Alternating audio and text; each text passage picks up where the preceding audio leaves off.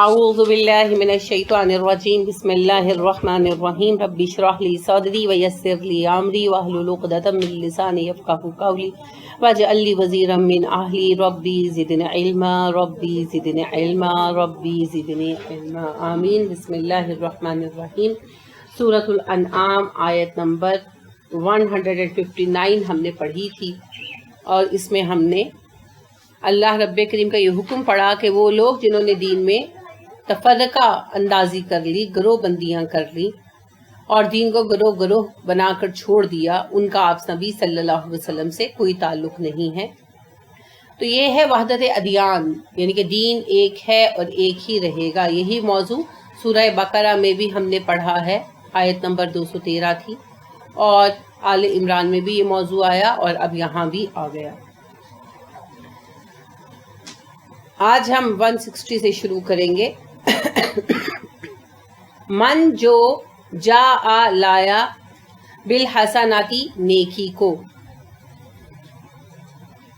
من حرف ہے، جا فعل ہے، ماضی ہے، مذکر ہے، واحد ہے، غائب ہے۔ جا وہ لایا، بالحسناتی نیکی۔ الحسنتو تھا، بازیر بی جو حرف جر ہے، اس نے اس کو زیر دے کر حسناتی کر دیا، تو بازیر بی حرف جر ہے، الحسناتی اس میں مجرور ہے، اور بالحسناتی مرکب جاری ہے۔ فلاحو تو اس کے لیے ہے۔ ابھی دیکھیے تین مختلف چیزوں کا مرکب ہے، کمپاؤنڈ ہے یہ لفظ فلاحو، چھوٹا سا۔ فا حرف ہے، لا بھی حرف ہے کے لیے، اور ہو ضمیر ہے۔ فلاحو تو اس کے لیے ہے، اشرو 10، امثالہا اس جیسی مثالیں۔ امثال مثل کی جمع ہے، مثال مثل اردو میں ہم عام استعمال کرتے ہیں۔ مثال کی اصل جمع اردو میں بھی امثال ہی ہوتا ہے، جو ہم بولتے ہیں نا مثالیں، تو وہ دراصل فارسی قاعدے کے مطابق ہے، درست نہیں بنتا، لیکن رائج ہو گیا ہے تو چھوڑ دیا گیا، ٹھیک ہے۔ امثال ہی اس کی اصل جمع ہے، تو بہرحال اردو میں امثال اور مثالیں دونوں ہی استعمال ہو جاتا ہے، لیکن عربی میں مثل یا مثال کی جمع صرف امثال ہی۔ ہا اس کی، ہا مؤنث کی ضمیر ہے نا، تو اس کا اشارہ الحسنہ کی طرف۔ من جاء بالحسنۃ فلہ عشر امثالہا، جو ایک نیکی لے کر آیا اس کو اس جیسی 10 نیکیوں کا اجر ملے گا، ٹھیک ہے۔ یہ قاعدہ اللہ نے خود بیان کیا ہے، 1 ضرب 10، اسی لیے 5 نمازوں کا ثواب 50 کے برابر ہے، ایٹ لیسٹ، کم از کم۔ زیادہ کے لیے اللہ نے ارشاد فرمایا سورہ بقرہ آیت نمبر 261 میں، واللہ یضاعف لمن یشاء، جس کے لیے چاہتا ہے اللہ اس سے بھی زیادہ بڑھا دیتا ہے، ٹھیک ہے۔ تو وہ پھر اینڈ لمٹ کوئی نہیں ہے، وہ جتنا زیادہ تقویٰ، جتنا زیادہ خلوص، جتنی زیادہ سچائی اور نیت، اتنا زیادہ پھر اجر بڑھتا جائے گا۔ اسی طرح رسول اکرم صلی اللہ علیہ وسلم نے یہ بھی فرمایا کہ جس برائی کو چھوڑنا جتنا مشکل ہے، اس کے چھوڑنے کا اجر اتنا ہی زیادہ ہے، اور جس نیکی کو کرنا جتنا مشکل ہے، اس کے کرنے کا اجر اتنا ہی زیادہ ہے۔ تو پھر جس میں مشقت زیادہ آئے، جیسے اگر ایک خوشحال بندے نے صدقہ کیا تو اجر نسبتاً کم ہے، مگر ایک تنگ دست نے صدقہ کیا، چاہے اس کی مقدار کم ہی کیوں نہ ہو، تو اس کا اجر پھر زیادہ ہے، کیونکہ اس نے کم مال میں سے صدقہ کیا۔ اسی طرح اگر ایک فارغ بندہ ہے جس کو کوئی ذمہ داری اس کے سر پر نہیں ہے، تو اس نے کوئی کسی کی فزیکل خدمت کی، کسی بیمار کی، یا دین کا کوئی کام کیا، تو کوئی کارنامہ نہیں کیا۔ لیکن ایک بندہ مصروف ہے، ظاہر ہے اس کا اجر تو ہوگا اس کو، لیکن کم ہوگا۔ ایک بندہ مصروف ہے، اس پر ذمہ داریاں بھی ہیں، اس کے باوجود وہ نیکی کے لیے، اجر کے لیے جو ہے فردر جو ہے وہ نیکیاں کرتا ہے، نفلی نیکیاں کرتا ہے، کسی کی خدمت کرتا ہے، یا کوئی مسجد کی خدمت کرتا ہے، یا کوئی دین کا کام کرتا ہے، تو اس کے لیے پھر اجر زیادہ ہے، کیونکہ اس نے زیادہ مشقت برداشت کر کے کیا۔ تو پھر اس طرح تقویٰ کے ساتھ، حسن نیت کے ساتھ، خلوص کے ساتھ، مشقت کے ساتھ اجر میں فرق آتا جاتا ہے، لیکن کم از کم 10 گنا تو سب کے لیے ہے ہی۔ لہٰذا اللہ نے ارشاد فرمایا، من جاء بالحسنۃ فلہ عشر امثالہا، جو ایک نیکی لے کر آیا اسے اس جیسی 10 نیکیاں ملیں گی، 10 نیکیوں کا اجر ملے گا۔ وا اور وا کیا ہے؟ حرف عطف، من جو کوئی، جا لایا، یہ وہی اوپر جو آپ نے پڑھا، من حرف ہے، جا فعل ہے، ماضی ہے، مذکر ہے، غائب ہے، واحد ہے۔ بالسیئاتی، اب یہ بھی وہی ہے، السیئاتو تھا، بازر بھی نے اسے تی کر دیا، بازر بھی حرف جر ہے، اس نے السیئہ کو جر دے دی تو بالسیئاتی کر دیا۔ بازر بھی کیا ہے؟ حرف جر۔ السیئاتی کیا ہے؟ اس میں مجرور، اور بالسیئاتی پورا کیا ہے؟ مرکب جاری۔ فمن جاء بالسیئاتی، جو لایا ایک برائی، فلا تو نہ، یجزا وہ بدلہ دیا جائے گا۔ یجزا کیا ہے؟ اسم یا فعل؟ فعل ہے۔ ماضی یا مضارع؟ مضارع ہے۔ اور اس میں کوئی خاص بات نظر آ رہی ہے؟ غائب ہے، شاباش، وہ تو ہے۔ واحد ہے، مؤنث ہے، وہ تو ہو گیا۔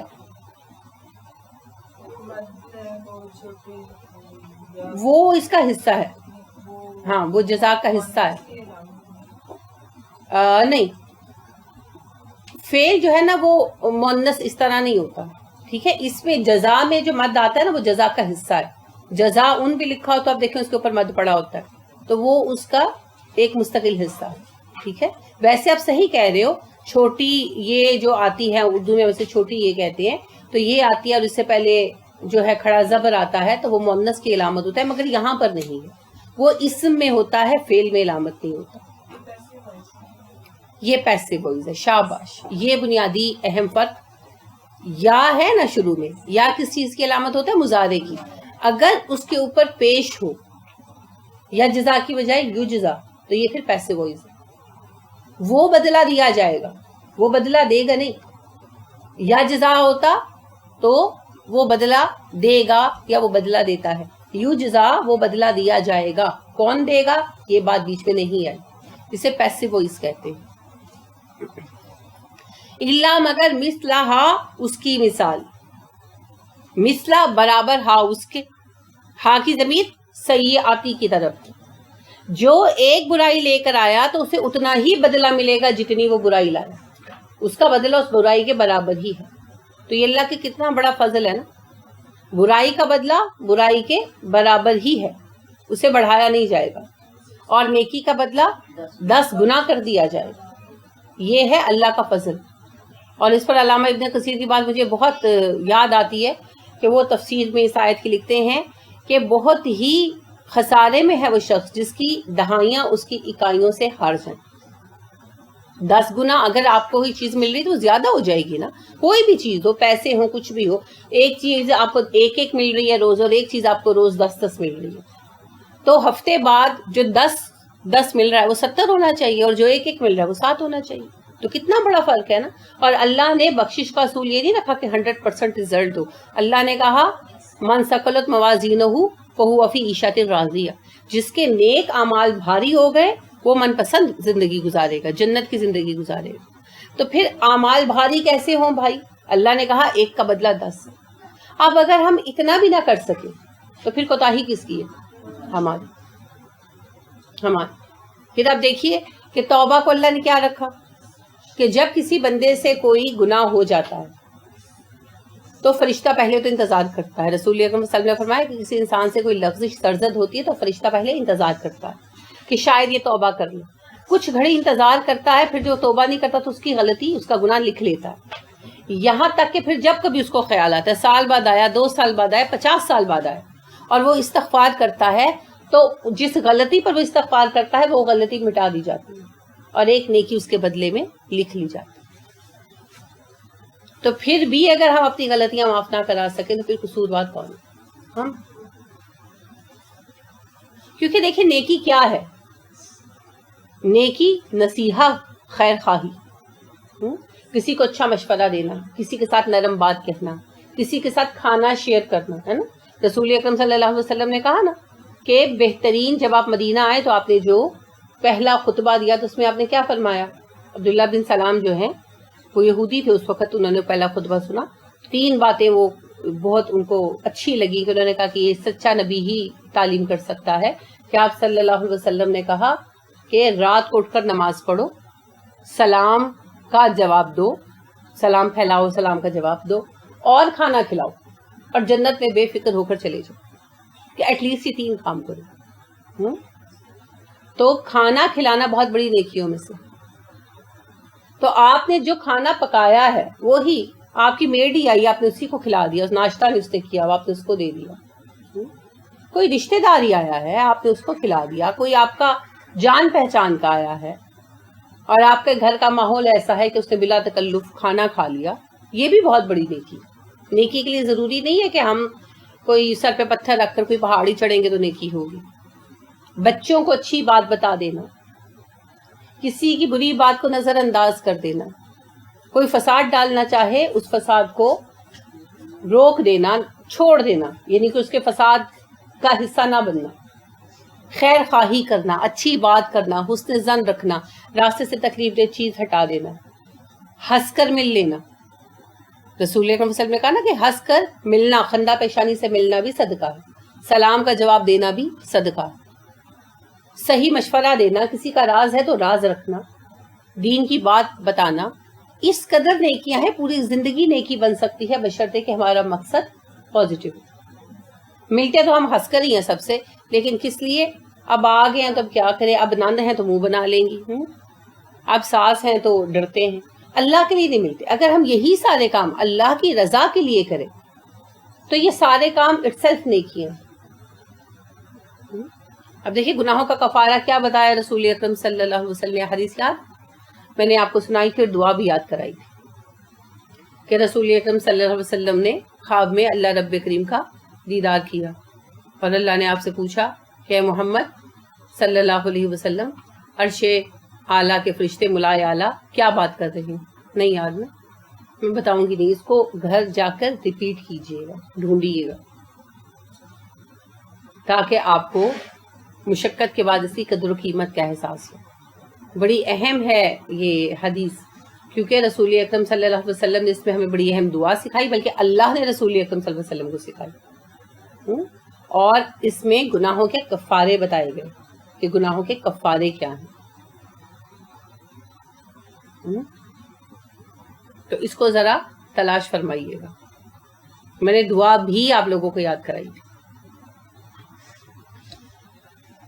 نسیان علم کا سب سے بڑا دشمن ہے۔ نسیان سے بچنے کا طریقہ یہ ہوتا ہے کہ جو اہم چیزیں ہوں ان کی ایک فائل بنائیں آپ، اور کبھی کبھار اس کو کھول کھول کر دیکھتے رہیں، مہینے میں ایک دفعہ اپنی روٹین خود سیٹ کریں، ٹائم ٹو ٹائم اسے کھول کر دیکھتے رہیں، تاکہ آپ کو پتا چلے۔ کچھ چیزیں تو وہ ہے نا جو ہمیشہ ہی چلنی ہیں، اور کچھ چیزیں خاص ہوتی ہیں، ان کو خاص چیزوں کو جو آپ کو جس دن لگے کہ آج یہ بات خاص ہے، یہ تو ایسی بات پتا چلی ہے سنبھالے جانے کے لائق ہے، تو اس بات کو لکھ کر، یا اگر اس کی جیسے کوئی دعا ہے فوٹو کاپی ملی ہے تو اس کو وہ پھر آپ اپنے اہم نوٹس کی ایک فائل بنا لیں۔ مشکل کام نہیں ہے، بچوں کا فولڈر کوئی لے لے اس میں رکھ لیں۔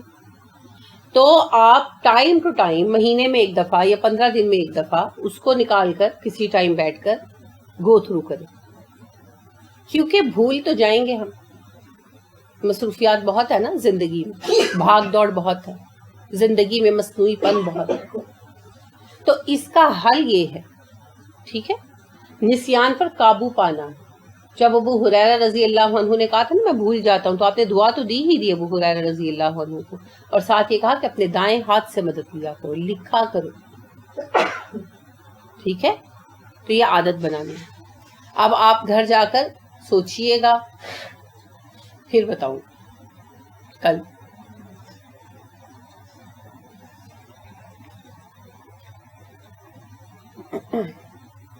تو نیکی کمانا مشکل نہیں ہے۔ اچھا، ایک دفعہ سبحان اللہ کہیں گے تو کتنی دفعہ کا اجر ملے گا؟ 10 دفعہ کہنے کا۔ ایک دفعہ درود پاک پڑھیں گے تو 10 دفعہ پڑھنے کا اجر ملے گا، 10 دفعہ پڑھیں گے تو 100 دفعہ پڑھنے کا ملے گا۔ کتنی آسان چیزیں ہیں نا۔ ایک دفعہ الحمدللہ کہیں گے تو 10 دفعہ کہنے کا ملے گا۔ نبی اکرم صلی اللہ علیہ وسلم فرماتے ہیں الحمدللہ تملئ المیزان، ایک الحمدللہ کا اتنا وزن ہوگا کہ میزان کو بھر دے گا۔ اب اگر آپ نے 10 दफा कहा तो 100 का अजर मिलेगा। 10 दफा कहने में क्या टाइम लगता है? कोई टाइम नहीं लगता ना। तो आप देखिए कि कैसे नामा अमाल भरेगा। रसूल अकरम सल्लल्लाहु अलैहि वसल्लम ने फरमाया कि नमाज के बाद 33 मरतबा सुबहान अल्लाह, 33 मरतबा अल्हम्दुलिल्लाह और 33 मरतबा अल्लाह अकबर कहो, और 1 मरतबा ला इलाहा इल्लल्लाहु वहदहु ला शरीका लहु लहुल मुल्कु व लहुल हम्दु व हुवा अला कुल्ली शैइन कदीर कहो। तो ये पूरा 100 मरतबा हो गया। और तुम में से जो ही अमल करेगा, दिन में कितनी नमाजें हैं?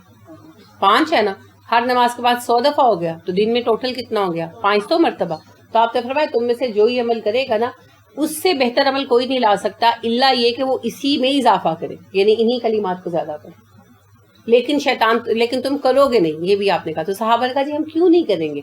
आपने कहा शैतान तुम्हें वसवसे में डालेगा कि ये काम रह गया, वो काम रह, जैसे हमारा हाल है। सहाबा तो पढ़ते थे, हमारा यही होता है ना कि वो जी अब अज़कार करने हैं तो अभी तो रोटी पकानी है। हालांकि सुबहान अल्लाह वाला जो जिक्र है, तस्बीह जो है, इस पे कितना वक्त लगता है? 2 मिनट हार्डली मेरा ख्याल है ना, और इससे ज्यादा तो हम हाय करके उठने में लगा देते। तो आप देखिए कितना अजर। इसी तरह रसूल अकरम सल्लल्लाहु अलैहि वसल्लम ने फरमाया जो 100 दफा सुबहान अल्लाह व बिहम्दिही पढ़ता, उसके सब गुनाह मिटा दिए जाते हैं, खा वो गुनाह समंदर की झाग के बराबर। और तुम में से कौन है जो दिन भर में 100 गुनाह करता? यानी आप सल्लल्लाहु अलैहि वसल्लम ने कहा कि ये पढ़ोगे तो कम से कम तुम्हारे 100 गुनाह माफ होंगे। फिर साथ फरमाया दिन में कौन है जो तुम में से 100 गुनाह करता है? नॉर्मल तो कोई बंदा भी नहीं करता। टीवी निकाल कर, टीवी देखें तो फिर तो गुनाहों का एक अंबार है ना। टीवी निकाल दे अगर जिंदगी से, तो कौन है जो दिन में वाकई 100 गुनाह करता है? और एक मोबाइल भी निकाल दे, मोबाइल पर जो गीतें शुरू होती है ना, तो वो घंटे में ही 100 का खाता पूरा हो सकता है ना। तो इन 2 चीजों को अगर हम थोड़ा सा माइनस कर दें या इनका इस्तेमाल कम और पॉजिटिव कर लें, तो आप देखिए कि वाकई कौन है जो दिन में 100 गुनाह करता है। इसी तरह आप देखिए कि ये जो है अल्लाहु अकबर कबीरा वल्हम्दुलिल्लाहि कसीरा सुब्हानल्लाहि बुकरतन व असीला। तो आप सल्लल्लाहु अलैहि वसल्लम ने क्या कहा था जब एक सहाबी ने कहा था?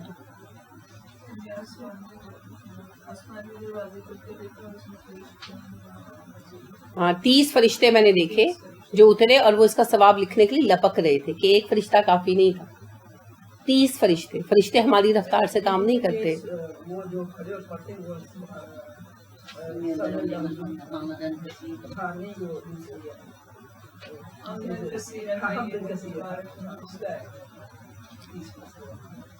हाँ जी, ठीक हो गया, सही कहा आपने। तो ये मुख्तलिफ अज़कार हैं, ठीक है, इन सब की मुख्तलिफ फजाइल हैं और ये बहुत मुख्तसर है। इनके करने में मुशक्कत नहीं आती। जैसे हम 1 घंटा खड़े हुए हैं इस्त्री करने के लिए, तो यानी कि कपड़े इस्त्री करने में घंटा लग जाता है, खाना बनाने में घंटा लग जाता है। उस दौरान में अगर हम ये अज़कार करते रहें तो हम अपने एक दिन का बैलेंस देखें ना तो पल्ला भारी हो जाएगा ना। डेली बेसिस पे चेक करें, कल किसने देखा है, तो आज मैंने कितना काम कर लिया। क्या आज अगर मैं मरती हूँ तो कुछ बैलेंस बनता है मेरी नेकियों का? हमें ही देखना।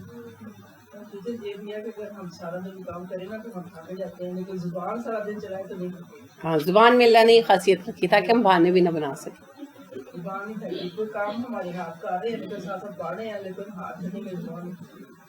बिल्कुल सही। तो ये छोटे छोटे अज़कार हैं और बहुत सहल हैं करना।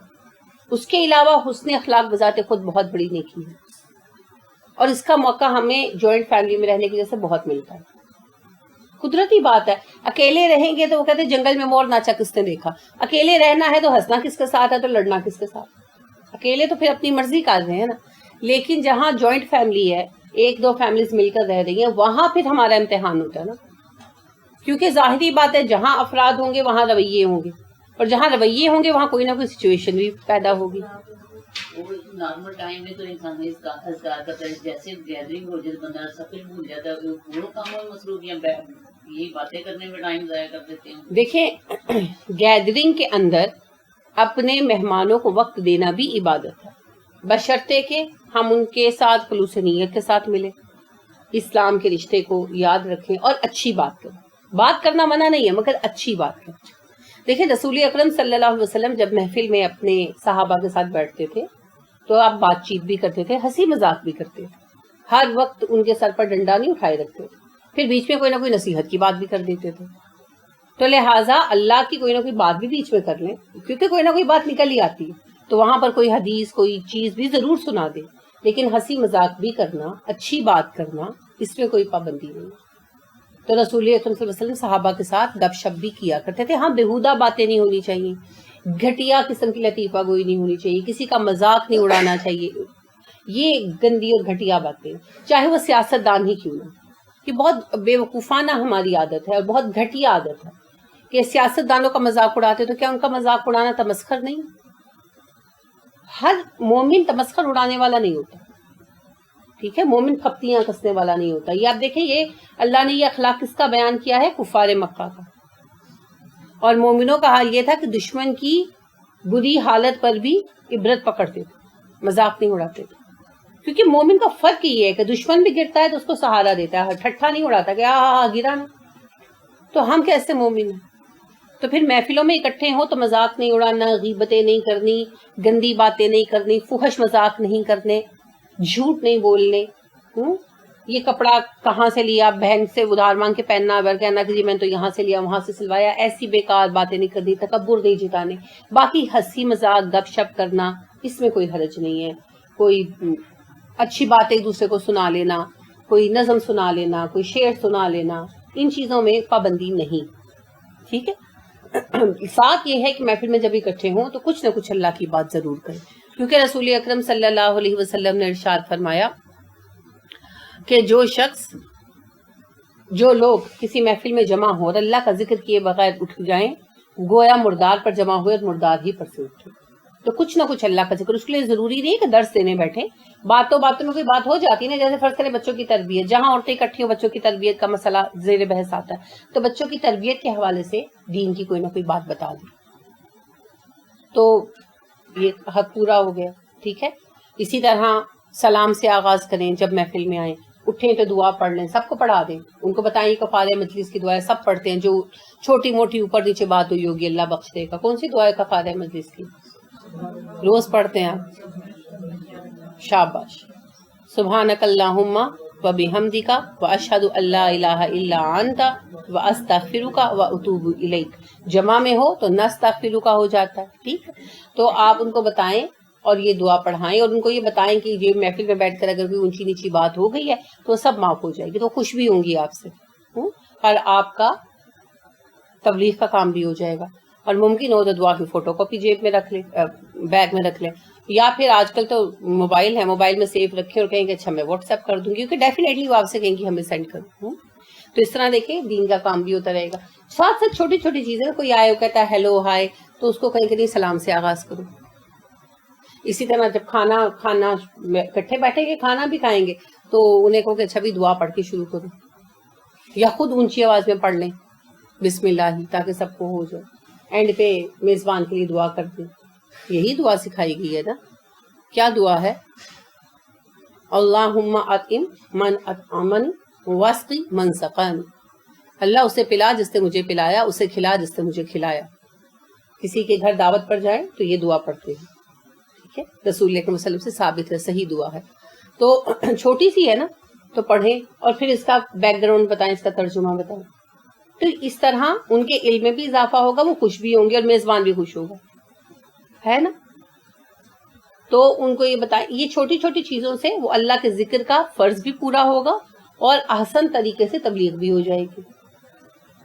اسی طرح کوئی اور خلاف شرع بات دیکھیں, کوئی بھی, جیسے کسی نے نیٹ کا دوپٹہ لیا تو اس کو بتائیں کہ باریک دوپٹہ لینا جائز نہیں. اسی طرح کسی نے نیل پالش لگائی ہوئی اور نماز کے لیے اٹھ گئی تو ان کو بتاؤ کہ نیل پالش کے ساتھ وضو نہیں ہوتا. اس طرح کی چھوٹی چھوٹی باتیں کنوے کرتے رہے, تو اس کے ساتھ چینج بھی آتا ہے اور تبلیغ کا فریضہ بھی ادا ہوتا ہے. باقی گپ شپ کرنا, اپنے مہمان کو ٹائم دینا, یہ تو آداب میزبانی میں سے, ٹھیک ہے. آپ خود سوچیں نا کہ اگر آپ مہمان ہوں اور آپ کے آگے اچھے سے اچھا کھانا رکھ دیں اور بیٹھ بھی جائے اور آپ سے بات نہ کرے, آپ بات کریں اور وہ اپنے وظیفے پڑھی جائے اور سر ہلائی جائے, تو آپ کیسا فیل کریں گے, ہے نا. تو لہٰذا آپ دیکھیں کہ رسول اکرم صلی اللہ علیہ وسلم اپنے مہمانوں سے باتیں کرتے تھے. تو یہ آداب میزبانی کا حصہ ہے. ٹھیک ہے. تو آپ دیکھیے یہ اتنی چھوٹی چھوٹی نیکیاں ہیں جنہیں ہم آسانی کے ساتھ کر سکتے ہیں اور ان کا اجر پھر 10 گنا ہو جائے گا. تو پھر آج سے پتہ ہے کیا سوچنا ہے اپنے رات کو؟ یہ سوچنا ہے سونے سے پہلے کہ کیا آج کے دن میں میرا آج کے دن کا نیکی کا گوشوارہ برائی سے بڑا کہ نہیں بڑا. کیونکہ دیکھیں یہ بھی اللہ کا بہت بڑا فضل ہے کہ اللہ نے ہم سے 100% رزلٹ نہیں مانگا، ورنہ تو ہم سارے ہی فیل ہو جاتے. اللہ نے کہا اٹس اوکے، زیادہ اچھا کام لے آؤ تو میں تمہیں بخش دوں. تو یہ آپ کوشچن کا جواب میں آج مار جاؤں تو کیا لے کے جاؤں، یہ کوشچن کا جواب نہیں. دیکھیں وہ تو تحفہ خاص ہے، وہ تو تحفہ خاص ہے، پیدا کریں. کیونکہ اللہ نے ہر بندے سے یہ سوال ضرور کرنا ہے کہ تو آیا ہے میرے لیے کیا لایا ہے. تو مالک بن دینار کہتے ہیں میں اللہ سے کہوں گا اللہ جی ندامت کے آنسو لایا ہوں اپنی کوتاہیوں پر. تو یہ سوال ہر انسان سے ہونا ہے، تو اس پر سوچ. آپ کسی کے گھر جاتے ہیں تو کچھ لے کر جاتے ہیں نا، ڈیفینیٹلی. بس یہی بات ہے کہ جب اللہ کے پاس جائیں گے تو یہ سوال ہوگا قیامت کے دن ہر بندے سے. تو اس کا جواب تو خاص سوچنا ہے. واہ اور ہم وہ لا نہیں یظلمون ظلم کیے جائیں گے. واہ حرف عطف ہے، ہم ضمیر ہے، جمع ہے، مذکر ہے، غائب ہے. لا نہیں حرف نفی ہے اور یظلمون کیا ہے؟ فعل مضارع جمع مذکر غائب اور پیسو وائس.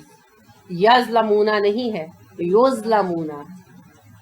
وہم لا یظلمون، وہ ظلم نہیں کیے جائیں گے. یعنی جس کی نیکیاں زیادہ ہیں اس کے حساب میں گڑبڑ کر کے اس کا مرتبہ گرایا نہیں جائے گا، اسے ضرور جنت ملے گی. ٹھیک ہے. کوئی کہہ دیجئے اننی، بے شک مجھے. انی سے اننی شدت اظہار ہے، مجھے ہی، بے شک مجھے ہی. انا بے شک والا اور نی ضمیر ہے. اننی بے شک مجھے، ہدانی ہدایت دی مجھے. ربی میرے رب نے، الا طرف، صراطن راستہ، مستقیمن سیدھا، صراطن مستقیمن، صراطم مستقیمن تھا. الا نے جر دے دی، الا حرف جر ہے. الا حرف جر ہے، صراط مستقیمن دونوں اس میں مجرور ہیں، اور الا صراط مستقیمن کیا ہے؟ مرکب جاری. اور الا کو چھوڑ دیں تو صراط مستقیمن مرکب توصیفی بھی ہے. پتہ ہے کیوں؟ صراط راستہ ہے، مستقیم اس کی صفت. بے شک مجھے میرے رب نے سیدھے راستے کی ہدایت دی ہے. دینن دین کی، قیامن جو بالکل سیدھا ہے، قائم سے قیامن ہے، سیدھا درست. قائم جو چیز ہوتی ہے کیسی ہوتی ہے؟ سیدھی کھڑی ہوتی ہے نا. تو دینن قیامن بالکل درست دین، سیدھا دین. اور یہ بھی دو دین کی صفت ہے قیم، تو مرکب توصیفی ہے. بے شک میرے رب نے مجھے ایسے سیدھے راستے کی ہدایت دی ہے جو بالکل سیدھے دین کا راستہ ہے. ملتا طریقہ ہے، ابراہیمہ ابراہیم کا، حنیفن جو یکسو تھے. حنیف کی روٹ ہوتی ہے ہے نون فے. حنف کہتے ہیں برائی کو چھوڑ کر راہ راست کی طرف آمادہ ہونے کو.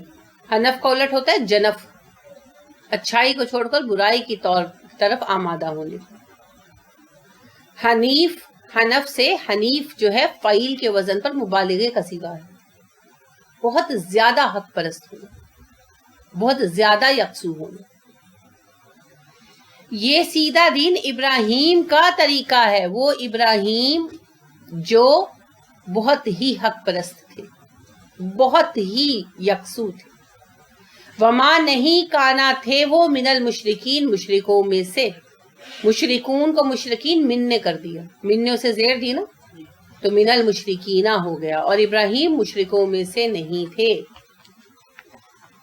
اب دیکھیے ایک اہم بات یہ ہے کہ اللہ نے یہ اعلان رسول اکرم صلی اللہ علیہ وسلم سے کروایا کہ جو اس راستے پر چلے وہ کھل کر کہے، اسلام کے راستے پر چلنے والے کے دل میں یہ دغدغہ، یہ پریشانی نہیں ہونی چاہیے کہ میں صحیح ہوں یا نہیں صحیح ہوں۔ کھل کر کہو I am on the right path. تو آپ صلی اللہ علیہ وسلم کو کہا کہو، دراصل ہمیں بتایا کہ ہم کہہ دیں۔ تو ہم کب کہیں گے؟ جب ہدایت کو قبول کریں گے۔ آج دیکھیں ہر بندہ کنفیوز ہے، پتہ نہیں میں صحیح ہوں، پتہ نہیں میں غلط ہوں۔ جب تک قرآن اور حدیث کو نہیں سمجھیں گے عام فہم زندگی کے حد تک، تب تک ہم کلیئر نہیں ہو سکتے، ٹھیک ہے؟ جب ہدایت قبول کریں گے تبھی کہیں گے نا کہ میں صحیح راستے پر ہوں، میرے رب نے مجھے ہدایت دی۔ اب مسئلہ یہ ہے کہ سب کو ہدایت ان کے پیر صاحب نے دی ہے، یا امام صاحب نے دی ہے، یا مولوی صاحب نے دی ہے۔ ائمہ کرام سے آگے ہم بڑھنے کو تیار نہیں ہیں۔ تو اللہ کی ہدایت ہم تب قرار دیں گے جب ہم قرآن اور رسول اکرم صلی اللہ علیہ وسلم کی سنت کو، حدیث کو اپنائیں گے، پھر ہم کہہ سکیں گے اننی ہدانی ربی، میرے رب نے مجھے ہدایت دی۔ قرآن و حدیث کو اپنا لو اور کھڑے ہو کر کہہ دو مجھے میرے رب نے ہدایت دی ہے، میں سیدھے دین پر ہوں۔ کس دین پر؟ ملت ابراہیم حنیفا، ابراہیم حنیف کی ملت پر کھڑا۔ تو یہ آپ سب کے لیے، میرے لیے، ہم سب کے لیے پیغام ہے، کیونکہ یہ اعتراض بار بار آتا ہے نا، تسی نواں دین کڈے، تانوں نواں قرآن ملیا۔ نہیں، ہم اپنے رب کی عطا کردہ ہدایت پر ہے، ہم ابراہیم حنیف کے دین پر۔ اچھا اب ابراہیم کا ہی دین کیوں؟ موسیٰ کا کیوں نہیں؟ عیسیٰ کا کیوں نہیں؟ یکسو تھے۔ یہ تو ہماری ایک محبت کی بیان کردہ ریزن ہے نا۔ دیکھیں سارے ہی نبی حنیف تھے۔ ابراہیم علیہ السلام کی بہت خصوصی صفت آئی ہے، ان میں یہ صفت بہت زیادہ تھی، بہت زیادہ تھی، لیکن ویسے ہر نبی ہی مسلمان تھے اور اللہ کی طرف یکسو تھے۔ مگر آپ کو پتہ ہے عیسیٰ علیہ السلام کی طرف عیسائیت جوڑ دی گئی، موسیٰ علیہ السلام کی طرف یہودیت جوڑ دی گئی۔ اور پھر اگر عیسیٰ علیہ السلام کا دین کہا جاتا تو عیسائی کہتے ہمارے گھروں میں ہے، اور یہودی کہتے ہمارے گھروں میں ہے۔ عیسیٰ علیہ السلام کے دین کو قرار دیا جاتا کہ عیسیٰ کا طریقہ ہے تو عیسائی کہتے ہیں ہمارے گھروں میں ہے، یہودی جھٹلاتے۔ اور اگر موسیٰ علیہ السلام کا طریقہ قرار دیا جاتا تو یہودی اپنا لیتے اور عیسائی جھٹلاتے، اور پھر کفار مکہ بھی بدعت، کیونکہ کوئی کسی سے جڑا کوئی کسی سے۔ ابراہیم علیہ السلام وہ واحد نبی ہیں جن کو سارے ہی اپناتے ہیں، ہے نا۔ کفار مکہ کہتے تھے ہم دین ابراہیمی پر ہیں، یہود کہتے ہیں آج بھی کہتے ہیں ہم دین ابراہیمی پر ہیں، عیسائی کہتے ہیں ہم دین ابراہیمی پر ہیں، اور ہمارا دعویٰ ہے کہ ہم دین ابراہیمی پر ہیں۔ تو دین ابراہیمی پر بس وہی ہیں جو قرآن و سنت پر، ٹھیک ہے۔ تو اس لیے اللہ رب کریم نے کہا، ایک تو بالکل یہ اعزاز ہے ابراہیم علیہ السلام کا۔ اللہ رب کریم نے کہا نا وَإِذِ ابْتَلَىٰ إِبْرَاهِيمَ رَبُّهُ بِكَلِمَاتٍ فَأَتَمَّهُنَّ قَالَ إِنِّي جَاعِلُكَ لِلنَّاسِ إِمَامًا۔ جب ہم نے ابراہیم کو آزمایا، ابراہیم کے رب نے آزمایا ابراہیم کو کچھ باتوں کے ذریعے، ابراہیم نے پورا کر دکھایا، تو پھر رب نے اس سے کہا انی جاعلک للناس اماما، میں تجھے لوگوں کا رہنما بناؤں گا۔ تو یہ اعزاز ہے ابراہیم علیہ السلام کا حنیف ہونے کی وجہ سے، بالکل صحیح کہا آپ نے۔ تو دوسرا سبب یہ ہے کہ انبیاء کرام علیہ السلام سب اسلام ہی لے کر آئے، مگر ان کے وفات پا جانے کے بعد ان کی امتوں نے دین کو بدل کر فرقے بنا دی، جیسے ہم نے بنا لی۔ اس کے بعد یہ ہوا کہ ہر کسی نے اس فرقے کے ساتھ نبی کو جوڑ دیا۔ تو آج اگر ہم کہیں گے کہ موسیٰ علیہ السلام کا دین، تو یہودی رولا ڈالیں گے کہ وہ دین تو یہودیت ہے، حالانکہ وہ ہے نہیں، لیکن وہ شور مچائیں گے۔ اگر ہم کہیں عیسیٰ علیہ السلام کا دین، تو عیسائی کہیں گے کہ وہ شرکیہ مذہب جو ہم مانتے ہیں، حالانکہ وہ ہے نہیں، لیکن شور تو مچائیں گے۔ اور اگر کسی اور نبی کا نام لیا جائے تو پھر اس کی امت کھڑی ہو جائے گی شور مچانے، اور تعلیمات سب کی مٹ چکی ہے۔ تو ایک نبی ایسے ہیں جنہیں سب مانتے ہیں اور جن کی تعلیمات زندہ ہیں، اور جن کے بارے میں کوئی کسی صورت میں نہیں کہہ سکتا کہ انہوں نے شرک کیا، اور وہ ہے ابراہیم علیہ السلام۔ تو اس لیے پھر اللہ نے کہا ملت ابراہیم، ایک تو اپنا وہ عہد اللہ نے نبھایا، انی جاعلک للناس اماما، قیامت تک لیے رہنما بن گئے ابراہیم علیہ السلام، اور دوسرا ابراہیم علیہ السلام کی اس حنیفی کی صفت کی وجہ سے وہ اس قدر ویوڈ ہے کہ آج تک یہودی یا عیسائی یہ نہیں کہہ سکے، حتیٰ کہ کفار مکہ بھی مانتے تھے کہ ابراہیم علیہ السلام بت پرست نہیں ہے۔ کیسی مزیدار بات ہے، وہ خود بھی مانتے تھے کہ ابراہیم علیہ السلام بت پرست نہیں تھے، خود بت پرستی کرتے تھے. ٹھیک ہے، تو اسی لیے پھر اللہ نے کہا ملت ابراہیم، یہ ابراہیم کا دین ہے. تو جو کہتا ہے کہ میں ابراہیم کے طریقے پر ہوں، وہ یہودی ہے، وہ عیسائی ہے، وہ کفار مکہ میں سے کوئی رہا ہو، یا وہ آج ہم لوگ ہیں، تو جو کہتے ہیں میں ملت ابراہیمی پر ہوں، تو پھر اسے ابراہیم کے طریقے پر چلنا ہوگا. اور ابراہیم کا طریقہ مینوان وہی طریقہ ہے جو رسول اکرم صلی اللہ علیہ وسلم کا طریقہ ہے. تو جسے ملت ابراہیمی پر چلنا ہے کیا کرے؟ قرآن اور سنت اپنا، کیونکہ رسول اکرم صلی اللہ علیہ وسلم نے 100% اسی رستے کو فالو کیا جو ابراہیم علیہ السلام کا طریقہ تھا. ٹھیک، اور ابراہیم علیہ السلام کی تو صفت ہی ایک ہے، یکسوئی، اللہ کے سوا کسی کو نہ پکارنا، کسی سے نہ ماننا. اور اس کے بعد ہمارے اپنے نبی صلی اللہ علیہ وسلم ساری زندگی توحید پرست رہے نا، ساری زندگی، نبوت سے پہلے بھی.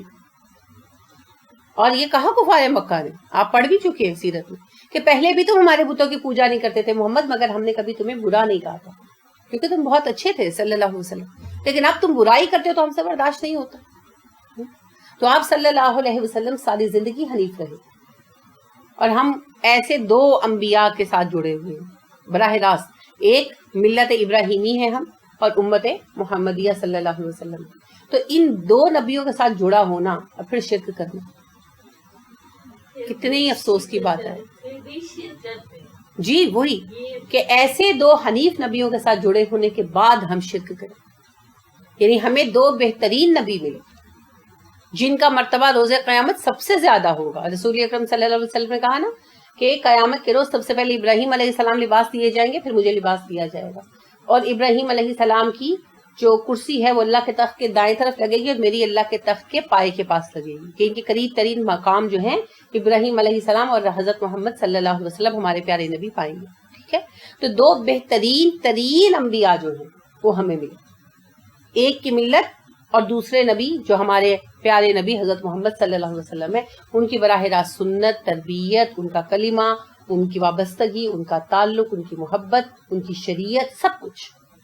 اور ایسے 2 عظیم الشان موحدین کے ساتھ جڑنے کے بعد ہم لوگ شرک کریں تو پھر ہم پر جو بھی عذاب آئے نا وہ کم، کیونکہ کوئی سبب نہیں، کوئی سبب. تو لہٰذا ہم کب وہ وقت آئے گا کہ کھڑے ہو کر ہی کہہ سکیں گے اننی ہدانی ربی الی صراط مستقیم دینا قیما ملت ابراہیم حنیفا. میں یہ بات پورے اعتماد سے کہہ سکتی ہوں. بے شک عمل بہت کم ہے، لیکن عقائد کے اعتبار سے، استقامت کے اعتبار سے مجھے میرے رب نے یہ ہدایت دی ہے. الحمدللہ میں کہہ سکتی ہوں، کیونکہ میں نے اللہ کے فضل اور توفیق سے جب سے قرآن و سنت کو اپنایا میں نے سب کچھ چھوڑ دیا. اب آپ میں سے ہر کوئی اپنے دل کا حال خود جانتا ہے، تو ہمیں اس مقام تک تو دوڑ لگانی، کیونکہ عقیدہ بنیاد ہے نا. عقیدہ صحیح ہوگا تو عمل صحیح ہوگا نا. اگر غلط عقیدے پر ہم نے زیادہ سارا عمل بھی کر چھوڑا تو کیا فائدہ؟ صحیح عقیدے کے ساتھ تھوڑا عمل بھی کارآمد ہو سکتا. ٹھیک ہے، اور اللہ پھر دیکھیں آخر میں وہی کہہ رہے ہیں وما کانا من المشرکین. ابراہیم مشرک نہیں تھے. اصرار پھر توحید پر ہے، کیونکہ آپ کو پتا ہے کہ ہمارا سب سے بڑا فتنہ شرک ہی ہے. رسول اکرم صلی اللہ علیہ وسلم نے کہا تھا نا شرک تمہارے مابین ایسے آئے گا جیسے سیاہ رات میں سیاہ پتھر پر سیاہ چیونٹی. تو شرک آ گیا نا ہمارے مابین. کتنی کتنی شکلیں ہمارے ہاں رائج ہیں. قبر پرستی تو عام ہے، وہ تو ذرا ویوڈ ہے، وہ تو نظر آتی ہے. اور ایسے کام ہے پتہ بھی نہیں چلتا. ختم دلوانا بدعت ہے، شرک نہیں. ہاں جی، حلال و حرام کی تبدیلی پیروں فقیروں کے کہنے پر. اس کے بعد پھر یہ قسمت کا حال جاننا. حدیبیہ والی حدیث یاد رکھے نا کہ رسول اکرم صلی اللہ علیہ وسلم نے صبح اٹھے فجر کے لیے تو کہا جانتے ہو تمہارے رب نے رات میں کیا کہا؟ تمہارے رب نے کہا رات کو بارش ہوئی تھی، تو آپ نے کہا تمہارے رب نے کہا کچھ بندے رات میں مشرک رہے، کچھ مومن ہو گئے، کچھ مومن رہے. تو صحابہ حیران ہوئے. تو آپ صلی اللہ علیہ وسلم نے فرمایا جنہوں نے کہا اللہ کے فضل سے بارش ہوئی وہ تو مومن رہے، اور جنہوں نے کہا فلاں ستارے کے اثر سے بارش ہوئی وہ کافر ہو گئے، مشرک ہو گئے. تو آپ دیکھیے کہ یہ صحابہ تھے، انہوں نے تو استغفار پڑھ لی، توبہ کر لی.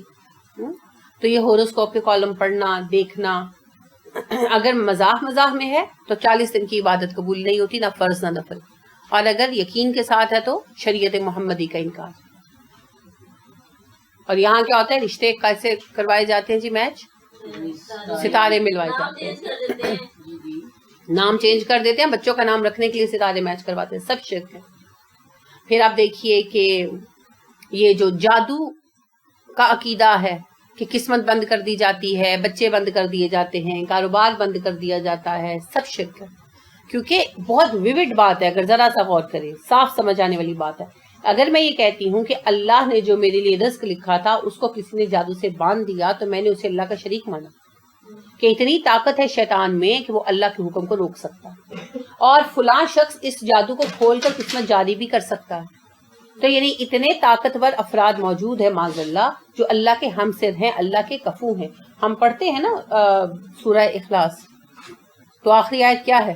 وَلَمْ يَكُنْ لَهُ كُفُوًا أَحَدٌ، اس کا کوئی کفو نہیں۔ اور یہاں تو ہم کفو مان رہے ہیں، اللہ کے جاری حکم کو ایک بند کر رہا ہے، ایک کھول رہا ہے، تو دونوں کفو ہو گئے نا، شرک ہے، بالکل صریح شرک ہے، بالکل صریح شرک ہے۔ تو یہ ساری شرکوں کی اقسام ہیں، ان ساری قسموں سے ہمیں بچنا ہے، دھاگے باندھنا، تعویذ پہننا، سب شرک۔ تو یہی اللہ فرما رہے ہیں کہ تم ابراہیم کے طریقے پر ہو، کہہ دو، اور خود یاد رکھو کہ ابراہیم مشرک نہیں تھے، ٹھیک ہے؟ کل کہہ دیجئے، انا بلا شک و شبہ، صلاتی میری نماز، صلا کا لفظ آپ کو پتا ہے، صاد لام واو، صلاتی میری نماز، وا اور حرف عطف ہے، نسکی میری قربانی، یہ کیا ہے؟ ضمیر ہے، اور نسک نون سین کاف، نسک عبادت کو کہتے ہیں، قربانی کو بھی کہتے ہیں۔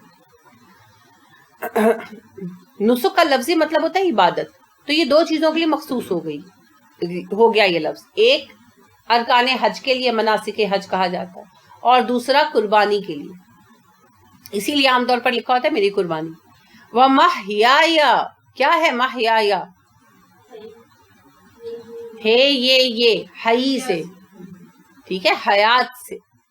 وَمَحْيَايَ، میرا جینا، وَمَمَاتِي، میم واو تے موت، میرا مرنا، للہ، اللہ کے لیے ہے، رب العالمین، وہ اللہ جو جہانوں کا رب۔ قل انا صلاتی و نسکی و محیایا و مماتی للہ رب العالمین، کہہ دیجئے نبی صلی اللہ علیہ وسلم، میری نماز، میری قربانیاں، میرا جینا، میرا مرنا میرے اللہ کے لیے ہے، اور اللہ وہ ہے جو جہانوں کا رب ہے۔ ہمارا جینا مرنا اللہ کے لیے۔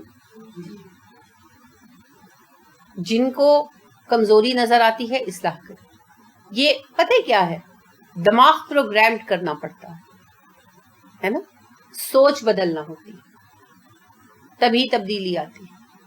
تو کیسے سوچ بدلیں گے؟ ہر کام کرتے وقت یہ سوچے شعوری طور پر میں اللہ کے لیے کریں۔ جیسے شوہر کا کوئی بھی کام ہے، کہتے پانی پلا دو، آپ لیٹ چکی ہیں، موڈ خراب ہوتا ہے، ڈیفینیٹلی ہوتا ہے، اب اٹھنا تو ہے، دینا تو ہے، تو یہی نیت و ارادہ کر کے اٹھیں کہ اللہ کی رضا کے لیے اٹھ رہی ہوں، کیونکہ میرے رب نے مجھے شوہر کی بات ماننے کا حکم دیا، چاہے ناگوار دی۔ ایسے آپ کی اصلاح ہوگی۔ اسی طرح ساس آپ کو کوئی کام کہتی ہے اور آپ اس وقت اپنا کچن وائنڈ اپ کر کے آئی ہیں اور آپ اب بیٹھنا چاہ رہی ہیں، گرمی ہے، اور ظاہر نفس پہ گرم گزرے گا، فرشتے تو نہیں ہیں، انسان ہے، تو پھر یہ سوچ کر مت کریں کہ اچھا اب نہیں کروں گی تو لڑائی ہو جائے گی۔ یہ سوچ کر کریں میرے اللہ نے مجھے حکم دیا ہے ماں باپ کی بات ماننے کا اور اف تک نہ کرنے کا، تو چونکہ ہی میری ماں ہے، میری ساس سسر ماں باپ ہوتے ہیں نا، تو میری ماں ہے تو مجھے ان کا کام کرنا ہی کرنا، ٹھیک ہے۔ اسی طرح بچے کو آپ ٹی وی کے آگے سے اٹھاتے ہیں تو یہ سوچ کر مت اٹھائیں کہ بھئی یہ اس کی آنکھیں خراب ہو جائیں گی، یہ ذہن کمزور ہو جائے گا، یہ سوچ کر اٹھائیں کہ یہ اللہ کی نافرمانی کا کام کر رہا ہے، میں نے اسے ہٹانا ہی ہٹانا، تو پھر آپ کی زندگی اور موت سب اللہ کے لیے ہو جائے۔ اور باقی ہر چیز میں خلوص لانا ضروری ہے۔ نماز پڑھنے کھڑے ہوں تو کیوں پڑھ رہے ہیں؟ اجر تو ملنا ہی ہے، جنت تو ملنی ہے، مجھے اپنے رب سے بات نہیں کرنی۔ فجر سے شروع ہوئی زندگی اور اس کے کام کاج، जोहर पड़ गई, मैं थक गई हूँ, बोझ आ गया है, किससे डिस्कस करूंगी? अपने रब से। मुझे अपने रब से बात करनी है, उससे गुफ्तगू करनी है, उससे अर्ज गुजार होना है। तो मेरी नमाज मेरे रब के लिए है, मुझे उससे बात करनी है। और कुर्बानी, इसमें खास जानवर की कुर्बानी भी शामिल है, क्योंकि आपको पता है कि हर दौर में कुर्बानियां गैरुल्लाह के लिए दी गई हैं, क्योंकि ये शिर्क की एक बहुत बड़ी किस्म है और अल्लाह को सख्त इस पर गुस्सा आता है ना। तो बार बार आपको पता है हराम में अल्लाह गिनवाते हैं वो जानवर जो गैरुल्लाह के नाम पर ज़िबह किए गए, क्योंकि अल्लाह को बहुत नागवार गुजरता है, शदीद गुस्सा आता है, क्योंकि कुर्बानी का एहतमाम है ना। आप जानवर खरीदते हैं, लाते हैं, ज़िबाह करते हैं, और एक कीमती चीज़ भी है। तो इतने एहतमाम के साथ राजी किया जा रहा है किसको? अल्लाह के किसी शरीक को। तो फिर अल्लाह को सख्त नागवार गुजरता है, ठीक है। तो इसीलिए इससे मुराद खास तौर पर जानवर की कुर्बानी भी है कि जब भी कुर्बानी हो अल्लाह के लिए, ना दिखावे के लिए है, ना नाम के लिए है कि जी 1.5 लाख का संडा लिया हमने, इतना बड़ा कोई ले ही नहीं सकता था। नहीं, अल्लाह के लिए है कुर्बानी। आप देखिए रसूल अकरम सल्लल्लाहु अलैहि वसल्लम जब हज पर तशरीफ ले गए 100 ऊँट कुर्बान की, मगर इस बात पर कभी फख्र नहीं जितलाया। तो बात यह है कि कुर्बानी अल्लाह की रजा के लिए की जाती है, चाहे वो ईद की हो। कुर्बानी नफली हो सकती है, हाँ जी, हमारे यहाँ तसव्वुर नहीं है, लेकिन नफली कुर्बानी की बड़ी वैल्यू, तो नफली कुर्बानी हो बेशक। और बेशक कुर्बानी से मुराद वैसे कुर्बानी करना, यानी एक तो जानवर की कुर्बानी है ना, और एक नुसुक से मुराद इबादत, दीगर मनासिक अदा करना, तो वो भी फिर अल्लाह की रजा के लिए, ठीक है। जैसे हज इसलिए नहीं करना कि नाम के साथ हाजन लिखा जाए, क्या फर्क पड़ेगा? अल्लाह को पता है मैंने हज किया और अल्लाह कबूल कर ले, हज मबरूर हो, मकबूल हो जाए वो हज, तो फिर तो मजा है। तो दिखावे के हज क्या करना? जैसे लोगों का आजकल दौड़ लगी हुई है ना, मैंने इतने हज किए, मैंने इतने हज किए, मैंने इतने हज किए। जब अल्लाह के फजल से हमें हज पर जाने का इत्तेफाक हुआ, तो जो 2-3 लोग साथ थे, तो मेरी उनसे मुख्तलिफ औकात में मुलाकात हुई। तो जब भी जिससे भी मुलाकात हुई उसने यही पूछा दोबारा गए? हम तो इतनी बार दोबारा होकर आए। मुकाबला है। तो ये सब फिर दिखावे की बातें हैं। अल्लाह रब्बे करीम के फजल से जिसको जाने की बार बार भी मिलती है तौफीक, तो ये अल्लाह का फजल है, इसमें कोई बर्तरी की बात नहीं, कोई बर्तरी की बात नहीं। बात तो ये है कि जब आप जाएं, आपका जाना कबूल। और ये किसके लिए है? ये अल्लाह को ही है, ठीक है ना। रसूल अकरम सल्लल्लाहु अलैहि वसल्लम तो मदीना में बैठे थे, मक्का से कितनी दूर है, और आप अदब के हाकिम भी थे। कितनी बार गए उम्रा करने, हज करने? असल में उम्रा करने एक ही बार गए, वो तो कुफारे मक्का ने वापस भेज दिया कि अगले साल दोबारा आना। उम्रा करने भी एक ही बार गए और एक बार हज करने गए। तो ये कोई नेकी का जो है ना वो नहीं है, मयार नहीं है, गिनती से काम नहीं चलता।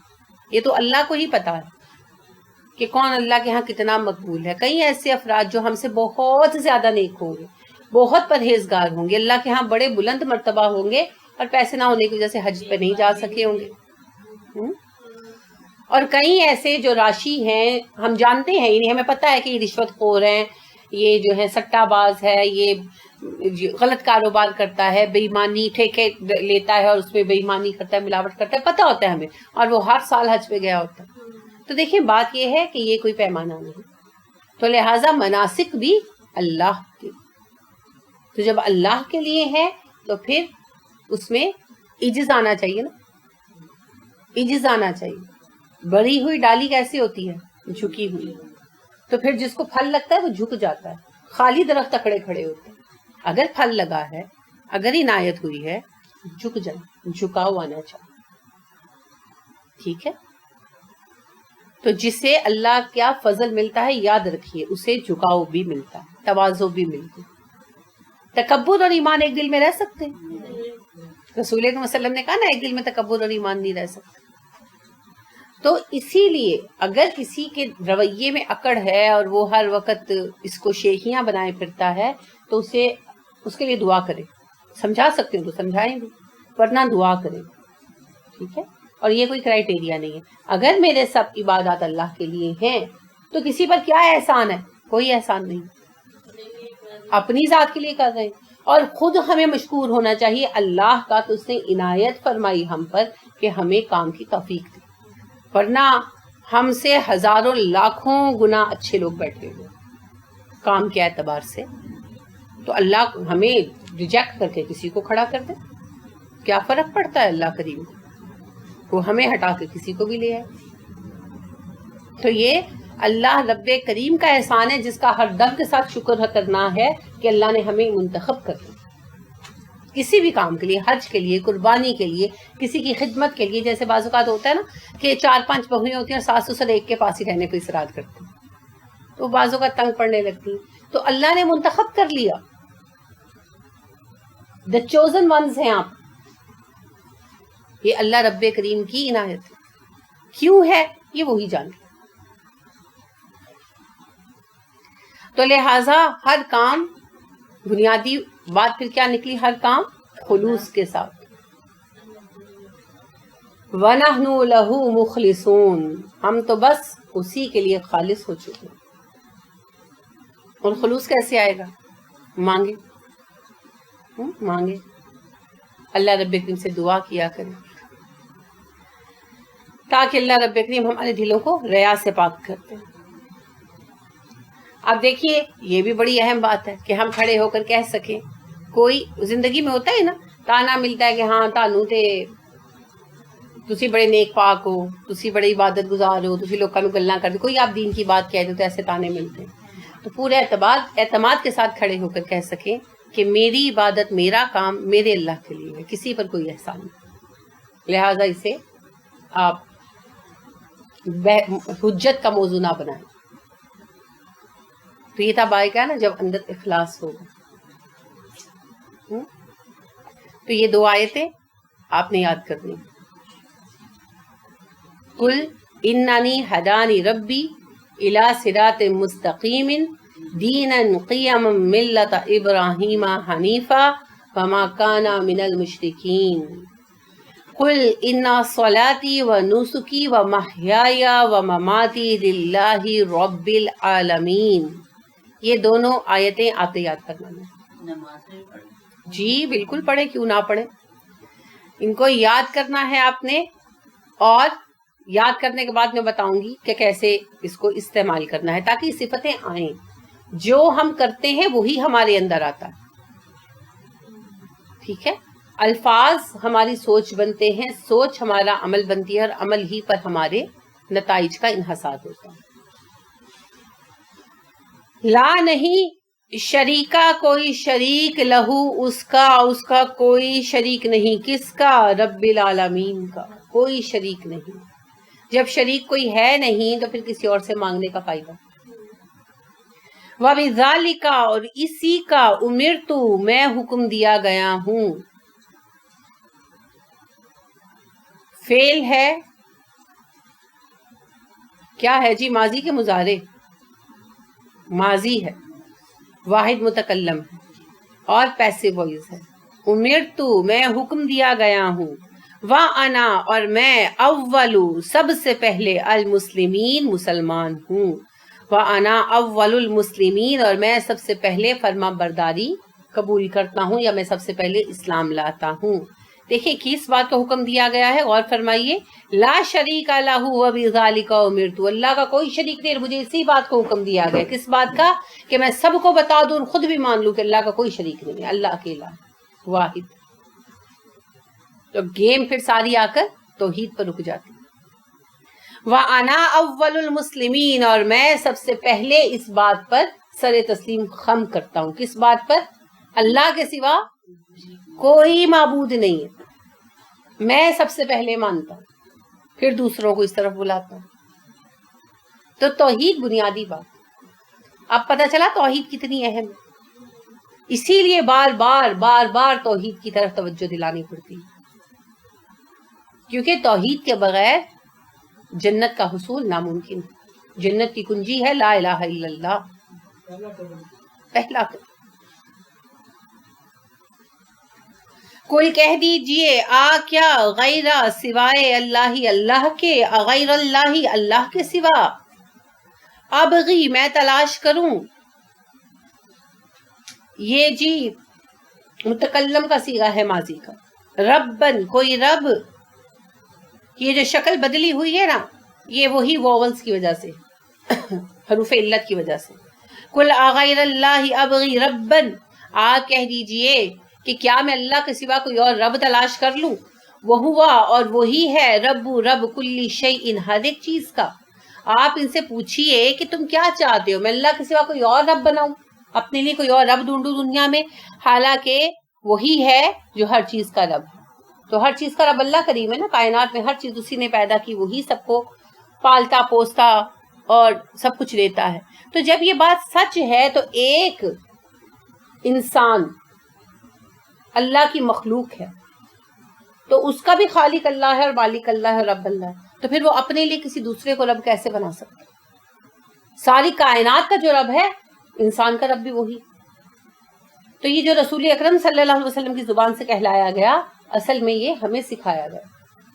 جب یہ کہا جاتا ہے کہ بھئی فلاں بابا جی کے مزار پہ جا کے اولاد مانگ لو، فلاں بابا جی کے مزار پر جا کر صحت مانگ لو، تو سوال یہی پیدا ہوتا ہے کہ اللہ کو چھوڑ کر کوئی اور رب تلاش کر لے، کوئی اور دینے والا ہے تو کوئی اور نہیں۔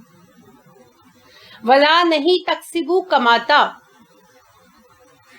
کلا یہ تکسبو جو ہے مضارع، واحد ہے مذکر ہے، اصل میں یہ واحد مؤنث ہے، واحد مذکر اور واحد مذکر حاضر اور واحد مؤنث غائب ایک جیسے ہوتے ہیں، صیغہ ایک ہی ہوتا ہے۔ تکسبو کا مطلب تو کماتا ہے اور وہ کماتی ہے، دونوں ہی آئیں گے، تو یہاں پر واحد مؤنث کا صیغہ استعمال ہوا ہے، ٹھیک ہے۔ کلو نفس ہر جان، تو جان حیات یہ نہ مؤنث ہوتی ہے نہ مذکر ہوتی ہے نا، تو ایسی چیزوں کے لیے میں نے عرض کیا تھا نا ہمیشہ واحد مؤنث کا صیغہ لگتا ہے، تو یہاں واحد مؤنث کا لگا ہے۔ ویسے تکسبو کا مطلب دونوں چیزیں ہو سکتا ہے، تو کماتا ہے، تو ایک مرد کماتا ہے، وہ ایک عورت کماتی ہے، لیکن یہاں یہ واحد مؤنث ہے۔ ولا نہیں تکسبو کماتا کلو نفس ہر ایک شخص الا مگر الیہا اسی کے ذمے ہے، ہر بندہ جو عمل کرتا ہے جو کمائی کرتا ہے اس کا بوجھ اسی پر، تو کمائی بمانے اعمال کی کمائی، تو جو اچھا کریں گے اپنے لیے کریں گے اور جو برا کریں گے اپنے لیے کریں گے، تو یہ سوچ کر کریں گے جواب ہم نے دینا۔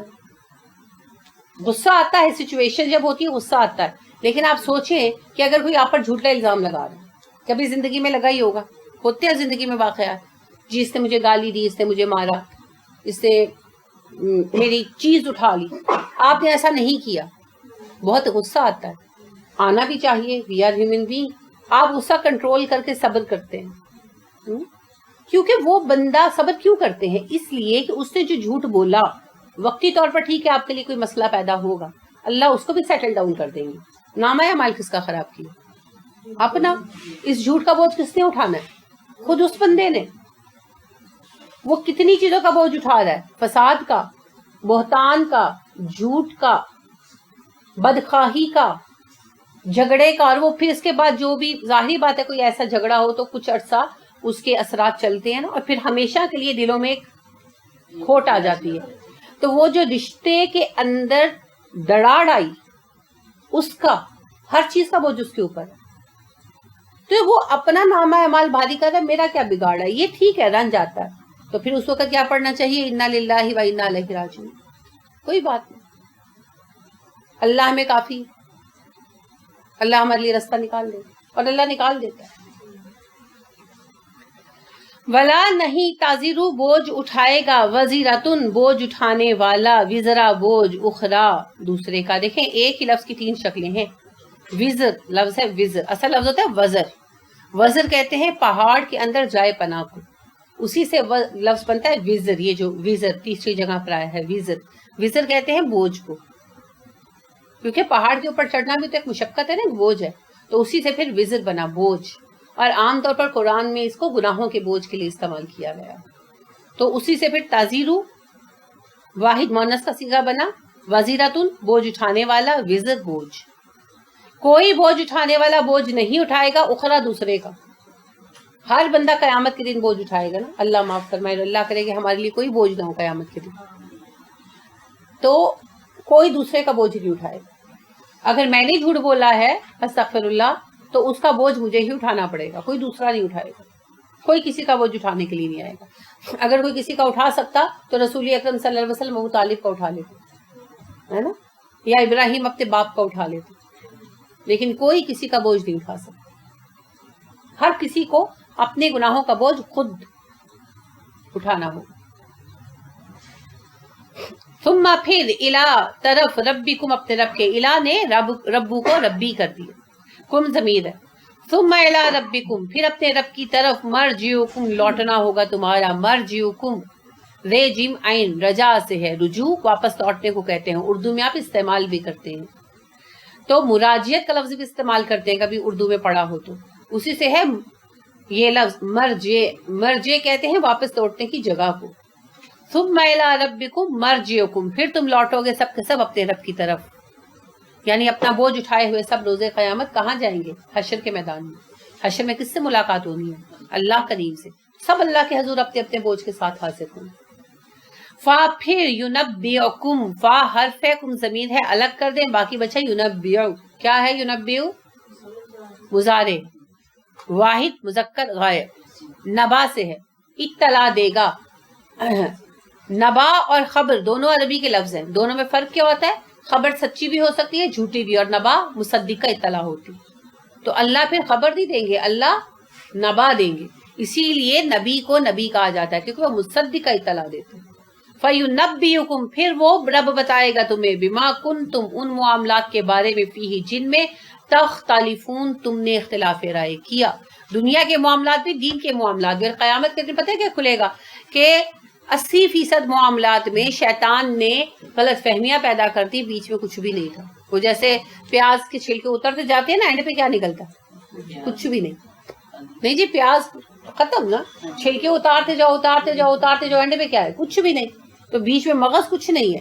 اسی طرح ہمارے 80% جھگڑے اسی قسم کے ہوتے ہیں، مذہبی بھی، کہ اگر ان کی پرتیں کھولیں تو اندر کچھ بھی نہیں ہے، جیسے یہ اتنا سنی وابی مسئلہ، تو بیچ میں کچھ بھی نہیں ہے، سنیوں نے ایم ہی جو ہے نا ریت کی جو محل بنائے ہوئے جن کی کوئی بنیاد نہیں۔ اور دوسری طرف گھریلو مسائل میں بھی جو ساسوں نندوں کے اور بہوؤں کے اور یعنی کہ بھابھیوں کے جو جھگڑے ہیں، اور سم ٹائم بہنوں کے بھی ہیں، ماں بچوں کے ہیں، اگر ان جھگڑوں کی آپ تہ دیکھیں تو کچھ بھی نہیں ہے، اتنی معمولی باتیں ہیں کہ شرم آتی ہے ڈسکس کرتے ہوئے کہ یہ بات ہے جس پہ جھگڑا ہوا ہے ایسا۔ میں نے تو یہی دیکھا ہے فیملی میں جتنے بھی جھگڑے ہیں، جب اچھی طرح ان کا جائزہ لیا گیا تو پتا چلا کہ اینڈ پہ بات ہی کوئی نہیں تھی، وہ چھوٹی چھوٹی معمولی باتیں کہ ان کے ساس نے کہہ دیا کپڑے یہ پہن لو، یا تم نے کمرہ صاف نہیں کیا تو بہو نے محض بنا لیا، یا بہو نے کھانا نہیں اچھا بنایا یا اپنی مرضی کر لی تو ساس نے محض بنا لی۔ تو قیامت کے دن پتا چلے گا اصل میں یہ شیطان نے دلوں کے اندر نفرتیں اور غلط فہمیاں پیدا کر رکھی، تمہارا بیٹا ہتھیانے لگی ہے، ساس تم سے شوہر چھیننے لگی ہے، یہ شیطان کی وسپرز ہیں، حقیقت میں کوئی وجہ نہیں ہوگی۔ تو پھر دیکھیں روزے قیامت کیسا افسوس ہو، ہے نا، کتنا افسوس ہو۔ تو اس افسوس سے بچنے کا طریقہ کیا ہے؟ دنیا کے اندر معاملات ختم کر دیں، کوئی فرق نہیں پڑتا۔ رسول اکرم صلی اللہ علیہ وسلم نے کہا نا، ان قریب تم لوگ دیکھو گے تمہاری حق تلفی ہوگی، تو جب تمہارے حقوق تلف کیے جائیں تو اپنے فرائض ادا کرتے رہنا اور اپنے حقوق پر صبر کرنا، یہاں تک کہ مجھ سے آن ملو، تو پھر اللہ سے حقوق مل جائیں گے، کچھ نہیں ہوتا، کہیں نہیں جاتے۔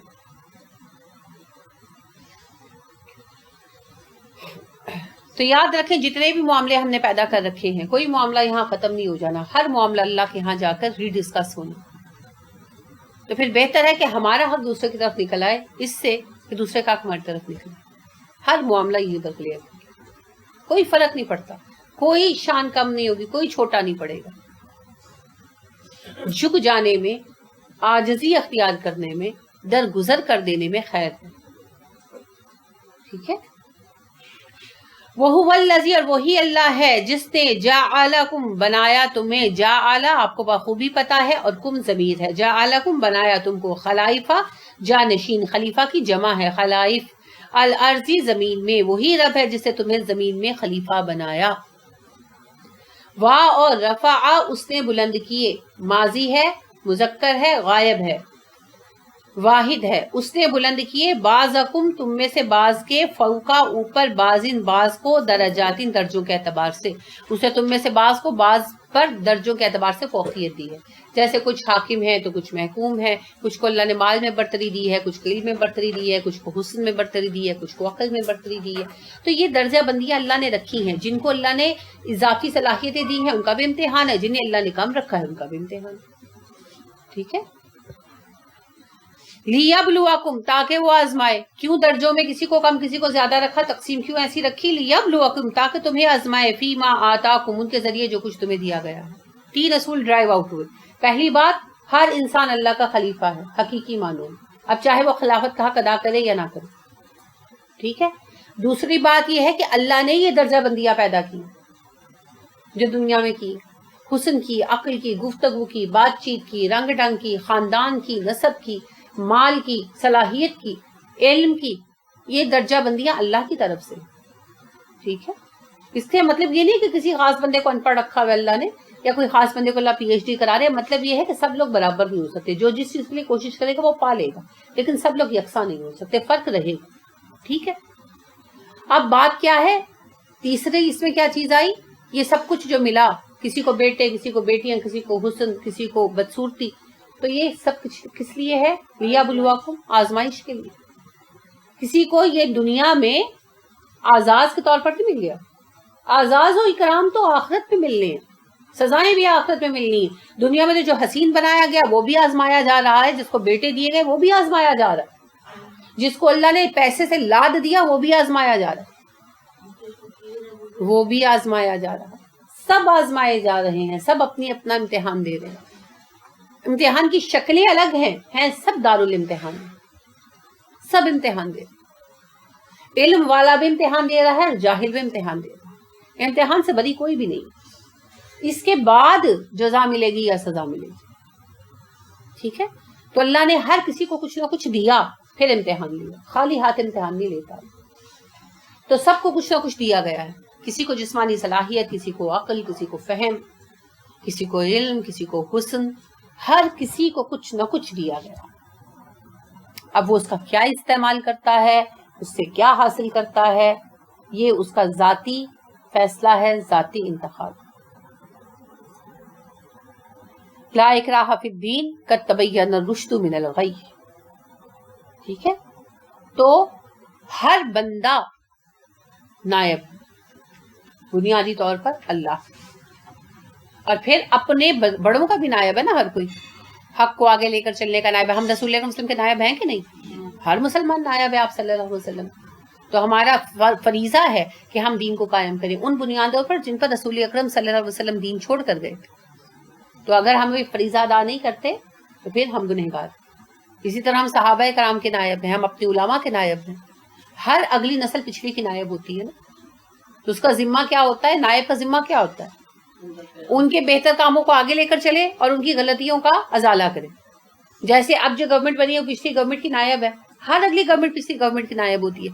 تو اس کا ذمہ ہوتا ہے کہ جو ان کے اچھے کام ہیں ان کو آگے بڑھائے اور جو ان کی خامیاں ہیں ان کا ازالہ کرے.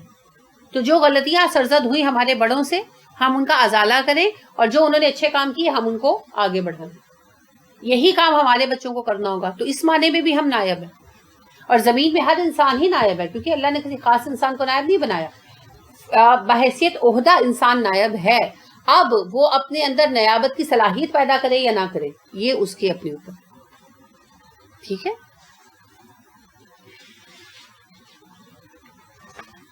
اِنَّ رَبَّكَ بے شک رب تیرا سریع الحساب، سریع العقاب جلد پکڑ کرنے والا ہے، یہ جلد سزا دینے والا ہے. دونوں باتیں ایک ہی ہیں. سریع سین رے عین سے ہے. سرعت کا لفظ آپ اردو میں استعمال کرتے ہیں، سریع الرفتار کا لفظ بھی اردو میں استعمال کرتے ہیں. تو سریع کا مطلب ہوتا ہے بہت تیزی کے ساتھ آنے والا. العقاب عقب سے ہے. تو جب کسی مجرم کو پکڑا جاتا ہے تو عقب سے پکڑا جاتا ہے، کیونکہ مجرم بھاگتے ہیں نا. تو اسی لیے گرفت کو بھی کہتے ہیں عقاب اور سزا کو بھی کہتے ہیں عقاب. کیونکہ پولیس جب پکڑ لیتی ہے پیچھے سے تو کیا کرتی ہے؟ کھانا کھلاتی ہے، لے جا کر مارتی ہے نا. تو مجرم قیامت کے دن بھی بھاگیں گے. اللہ نے کہا نا اوندے منہ کو جہنم میں گرایا جائے گا. کیوں گرایا جائے گا؟ وہ بھاگیں گے، فرشتے نے پیچھے سے پکڑیں گے اور گھسیٹ کر، اللہ نے کہا پیشانی کے بالوں سے گھسیٹ کر، اور کسی کو پیروں سے گھسیٹ کر جہنم میں گرایا جائے گا. بھاگنے والوں کو ایسے پکڑا جاتا ہے نا، اور پھر ڈریگ کر کے جہنم میں گرایا جائے گا. اللہ رب کریم ہمیں جہنم سے نجات عطا فرمائے. آمین. تو دیکھیں اللہ بہت جلد سزا دینے والے ہیں. کون سی سزا؟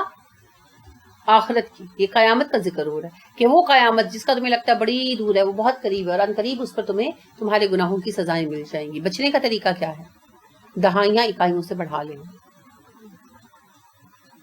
فمن ثقلت موازینہ فہو فی عیشۃ راضیہ ومن خفت موازینہ فامہ ہاویہ وما ادراک ما ہی نار حامیہ. تو نار حامیہ سے بچنا ہے تو پھر ہمیں اپنے جو میزان ہے وہ بھاری کرنے ہوں گے. اور میزان بھاری کرنا مشکل نہیں ہے، صرف تھوڑی مستقل مزاجی چاہیے. اور انہو بے شک وہ لازمن لام تاکید ہے، غفور بخشنے والا ہے، رحیم رحم فرمانے والا ہے. وَإِنَّهُ لَغَفُورٌ الرحیم، بے شک وہ بہت بخشنے والا ہے، بہت رحم کرنے والا ہے.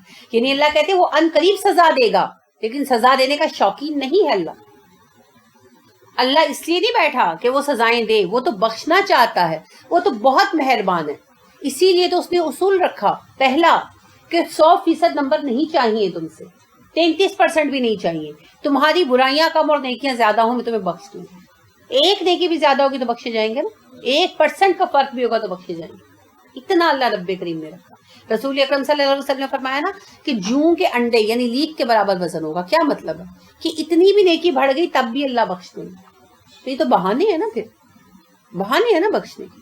اور دوسری بات اللہ نے کیا رکھی؟ نیکی 1 کرو گے اجر 10 گنا دوں گا کم از کم، اور برائی 1 کرو گے تو 1 ہی کا جو ہے وہ ملے گا.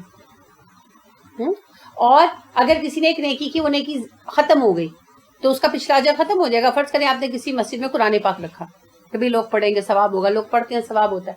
اب وہ قرآن پاک جل گیا یا ایسا کچھ ہو گیا تو کیا آپ کا پچھلا اجر ختم ہو جائے گا؟ نہیں، وہ وہیں پر رہے گا اور اس میں وقت کے ساتھ ساتھ اضافہ ہوتا رہے گا. لیکن آپ نے جو برائی کی اس کا 1 ہی بدلہ لکھا گیا، اور جب آپ نے استغفار کی اور وہ برائی چھوڑی تو پچھلی برائی باقی رہے گی، وائپ آؤٹ کر دی جائے گی اور اس کی جگہ ایک نیکی لکھ دی جائے گی کس نے توبہ کی. کتنا اللہ نے سہل سسٹم رکھا ہے نا. پھر بھی اگر ہم نہ بخشے جائیں تو قصور کس کا ہے؟ یہی اللہ فرما رہے ہیں میں ان قریب سزا دینے والا ہوں، لیکن میں تو بخش دینا چاہتا ہوں، میں تو مہربان ہوں. تبھی تو یہ بہانے بنا رکھے ہیں. اگر ان بہانوں کے باوجود تم جنت حاصل نہ کر سکو تو پھر میرا کیا ہے اس میں؟ تمہارا اپنا یعنی چوائس ہے، تمہارا اپنا قصور ہے، تمہاری اپنی غلطی ہے. لہٰذا عبداللہ بن عباس رضی اللہ عنہ کہتے ہیں جو بندہ کوئی مشقت نہیں کر سکتا، نہ دن میں روزے رکھ سکتا ہے، نہ رات میں تہجد پڑھ سکتا ہے، نہ مجاہدہ کر سکتا ہے نفس پر، تو کم از کم سبحان اللہ والحمد للہ ولا الہ الا اللہ واللہ اکبر کی کثرت ہی کر. کہ کچھ نہیں کر سکتے نا، جسٹ گڈ فار نتھنگ کہ بھئی نیند اتنی آتی ہے کہ مجھ سے تو اٹھا ہی نہیں جاتا، فرض ہی مشکل سے پڑھتا ہوں، روزے نہیں رکھے جاتے، مجھے کھانے پینے کا بڑا شوق ہے اور مجھے تو پیاس ہی بڑی لگتی ہے وغیرہ. اسی طرح کے ایکسکیوزز جیسے آج کل ہم آسائشوں میں پلے ہوئے ہیں، نام سے روزے رکھے جاتے ہیں، نام سے نمازیں پڑھی جاتی ہیں، ہم تو فرض رو پٹ کے پڑھتے ہیں. اکثریت جو ہے وہ سنتیں ادا نہیں کرتی، تو انہوں نے تہجد وغیرہ تو بڑے نصیب والے ہیں جو پڑھتے ہیں. تو عبداللہ بن عباس کہتے ہیں پھر کچھ نہیں کر سکتے تو یہ 4 لفظ جو ہیں، کلمے جو ہیں، یہ 4 کلمے ہی پڑھ لو. سبحان اللہ، الحمدللہ، ان کے الگ الگ ہے نا، ویسے ہم ملا کے پڑھ لیتے ہیں تو چاہے الگ الگ پڑھیں چاہے ملا کے پڑھیں. عبداللہ بن عباس نے الگ الگ گنوائے کہ 4 کلمے سبحان اللہ، الحمدللہ، اللہ اکبر اور لا الہ الا اللہ ہی کی کثرت کر لو، انہی کی کثرت کر لو، کیونکہ پھر نیکیوں کا میزان بھاری ہو جائے. اس میں تو کوئی مشقت نہیں لگتی. دیکھیں یہ جو فرائض کو چھوڑتے اس میں آلٹرنیٹ دینا، یہ کیا فرائض کیا نہیں انہوں نے کہا، فرائض کو نہیں کہا، نفل کو کہا. Clear it now. انہوں نے کہا جو تہجد نہیں پڑھ سکتا اور جو روزہ نہیں رکھ، نفلی یعنی روزہ نہیں رکھ سکتا. فرائض کی بات نہیں ہوئی، فرائض کی تو معافی ہے نہیں، رمضان کا روزہ تو رکھنا ہی رکھنا ہے، فرض نماز تو پڑھنی پڑھنی ہے، اس کا تو کوئی آلٹرنیٹ ہے ہی نہیں. انہوں نے نفل کے بارے میں کہا کہ درجات بڑھانے کے طریقے کیا ہیں؟ تہجد کی نماز پڑھیں، چاشت کی نماز پڑھیں، اشراق کی نماز پڑھیں، نفلی روزے رکھیں، کچھ نہیں تو پیر اور جمعرات کا روزہ رکھیں، یہی طریقے ہیں. تو انہوں نے کہا کوئی بندہ ایسا ہے کہ اس سے کوئی مشقت نہیں ہوتی، اور ان کا مجاہدہ بھی نہیں ہوتا. مجاہدہ کیا ہوتا ہے؟ تزکیہ نفس کرنا، اچھی عادتیں اپنانا، برے اخلاق ختم کرنا. تو انہوں نے کہا یہ بھی نہیں ہوتا، یہ مشقت کے کام ہے، اس سے نہیں ہوتا. نہ رات میں اٹھا جاتا ہے، نہ دن میں روزہ رکھا جاتا ہے، نہ اس سے مجاہدہ کیا جاتا ہے، نفلی کام نہیں ہوتے اس سے، خالی فرض نماز کے ٹکڑے مار کر فارغ ہو جاتا ہے. تو پھر ایسا بندہ اپنی بلندی درجات کے لیے، اپنے نامہ اعمال میں نیکیوں کے اضافے کے لیے ذکر ہی لازم کر لے یہ والا. ٹھیک ہے، نہ طرح طرح کے ذکر کرے، نہیں آتے تو یہ چند ذکر ہی کر. تو اگر ان ذکروں کی کثرت رکھیں گے تو انشاءاللہ ان کی برکت سے، کیونکہ ان کا اجر بہت زیادہ ہے نا، تو پھر نیکیاں جو ہیں وہ برائیوں پر غالب آ جائیں گی. اور ویسے ذکر کی ایک برکت یہ ہے کہ انسان میں پھر اعمال کی صلاحیت پیدا ہونے لگتی ہے. یہ تو میں آپ کو اپنا آزمودہ بات بتاتی ہوں کہ آپ نکمے بندے ہیں نا، یعنی کہ میں ایز اے پرسن میں کافی سست بندہ ہوں، تو میں سمجھتی ہوں کہ میں کام اچھا کل کر لوں گی وغیرہ کی، جیسے پاکستانی فطرت ہے. لیکن جب آپ اذکار کی عادت ڈالتے ہیں نا تو اذکار آپ کو بڑا انرجیٹک کر دیتے ہیں، اور وہ جو ہوتا ہے نا کل کر لوں گی، پرسوں کر لوں گی، وہ بات خود بخود ختم ہو جاتی ہے، آپ میں پریکٹیکلٹی آنے لگتی ہے. یہ ذکر کا وہ رزلٹ ہے جو میں نے بہت تیزی سے آتے دیکھا، بشرطے کہ آپ کریں. ایک اور بات اس میں کہ وہ جو ایک مسکنت کی جو کیفیت ہے نا، وہ آپ کو راستے تسکین پر، بالکل بالکل. اور پھر آپ کو گریجولی یہ سسٹم اندر سے چینج ہونا شروع ہو جاتا ہے. یعنی آئی ریئلی ایکسپیرینسڈ اٹ کہ آپ کا سسٹم اندر سے چینج ہونا شروع ہو جاتا ہے، آپ کو خود بخود نیند کم ہو جاتی ہے.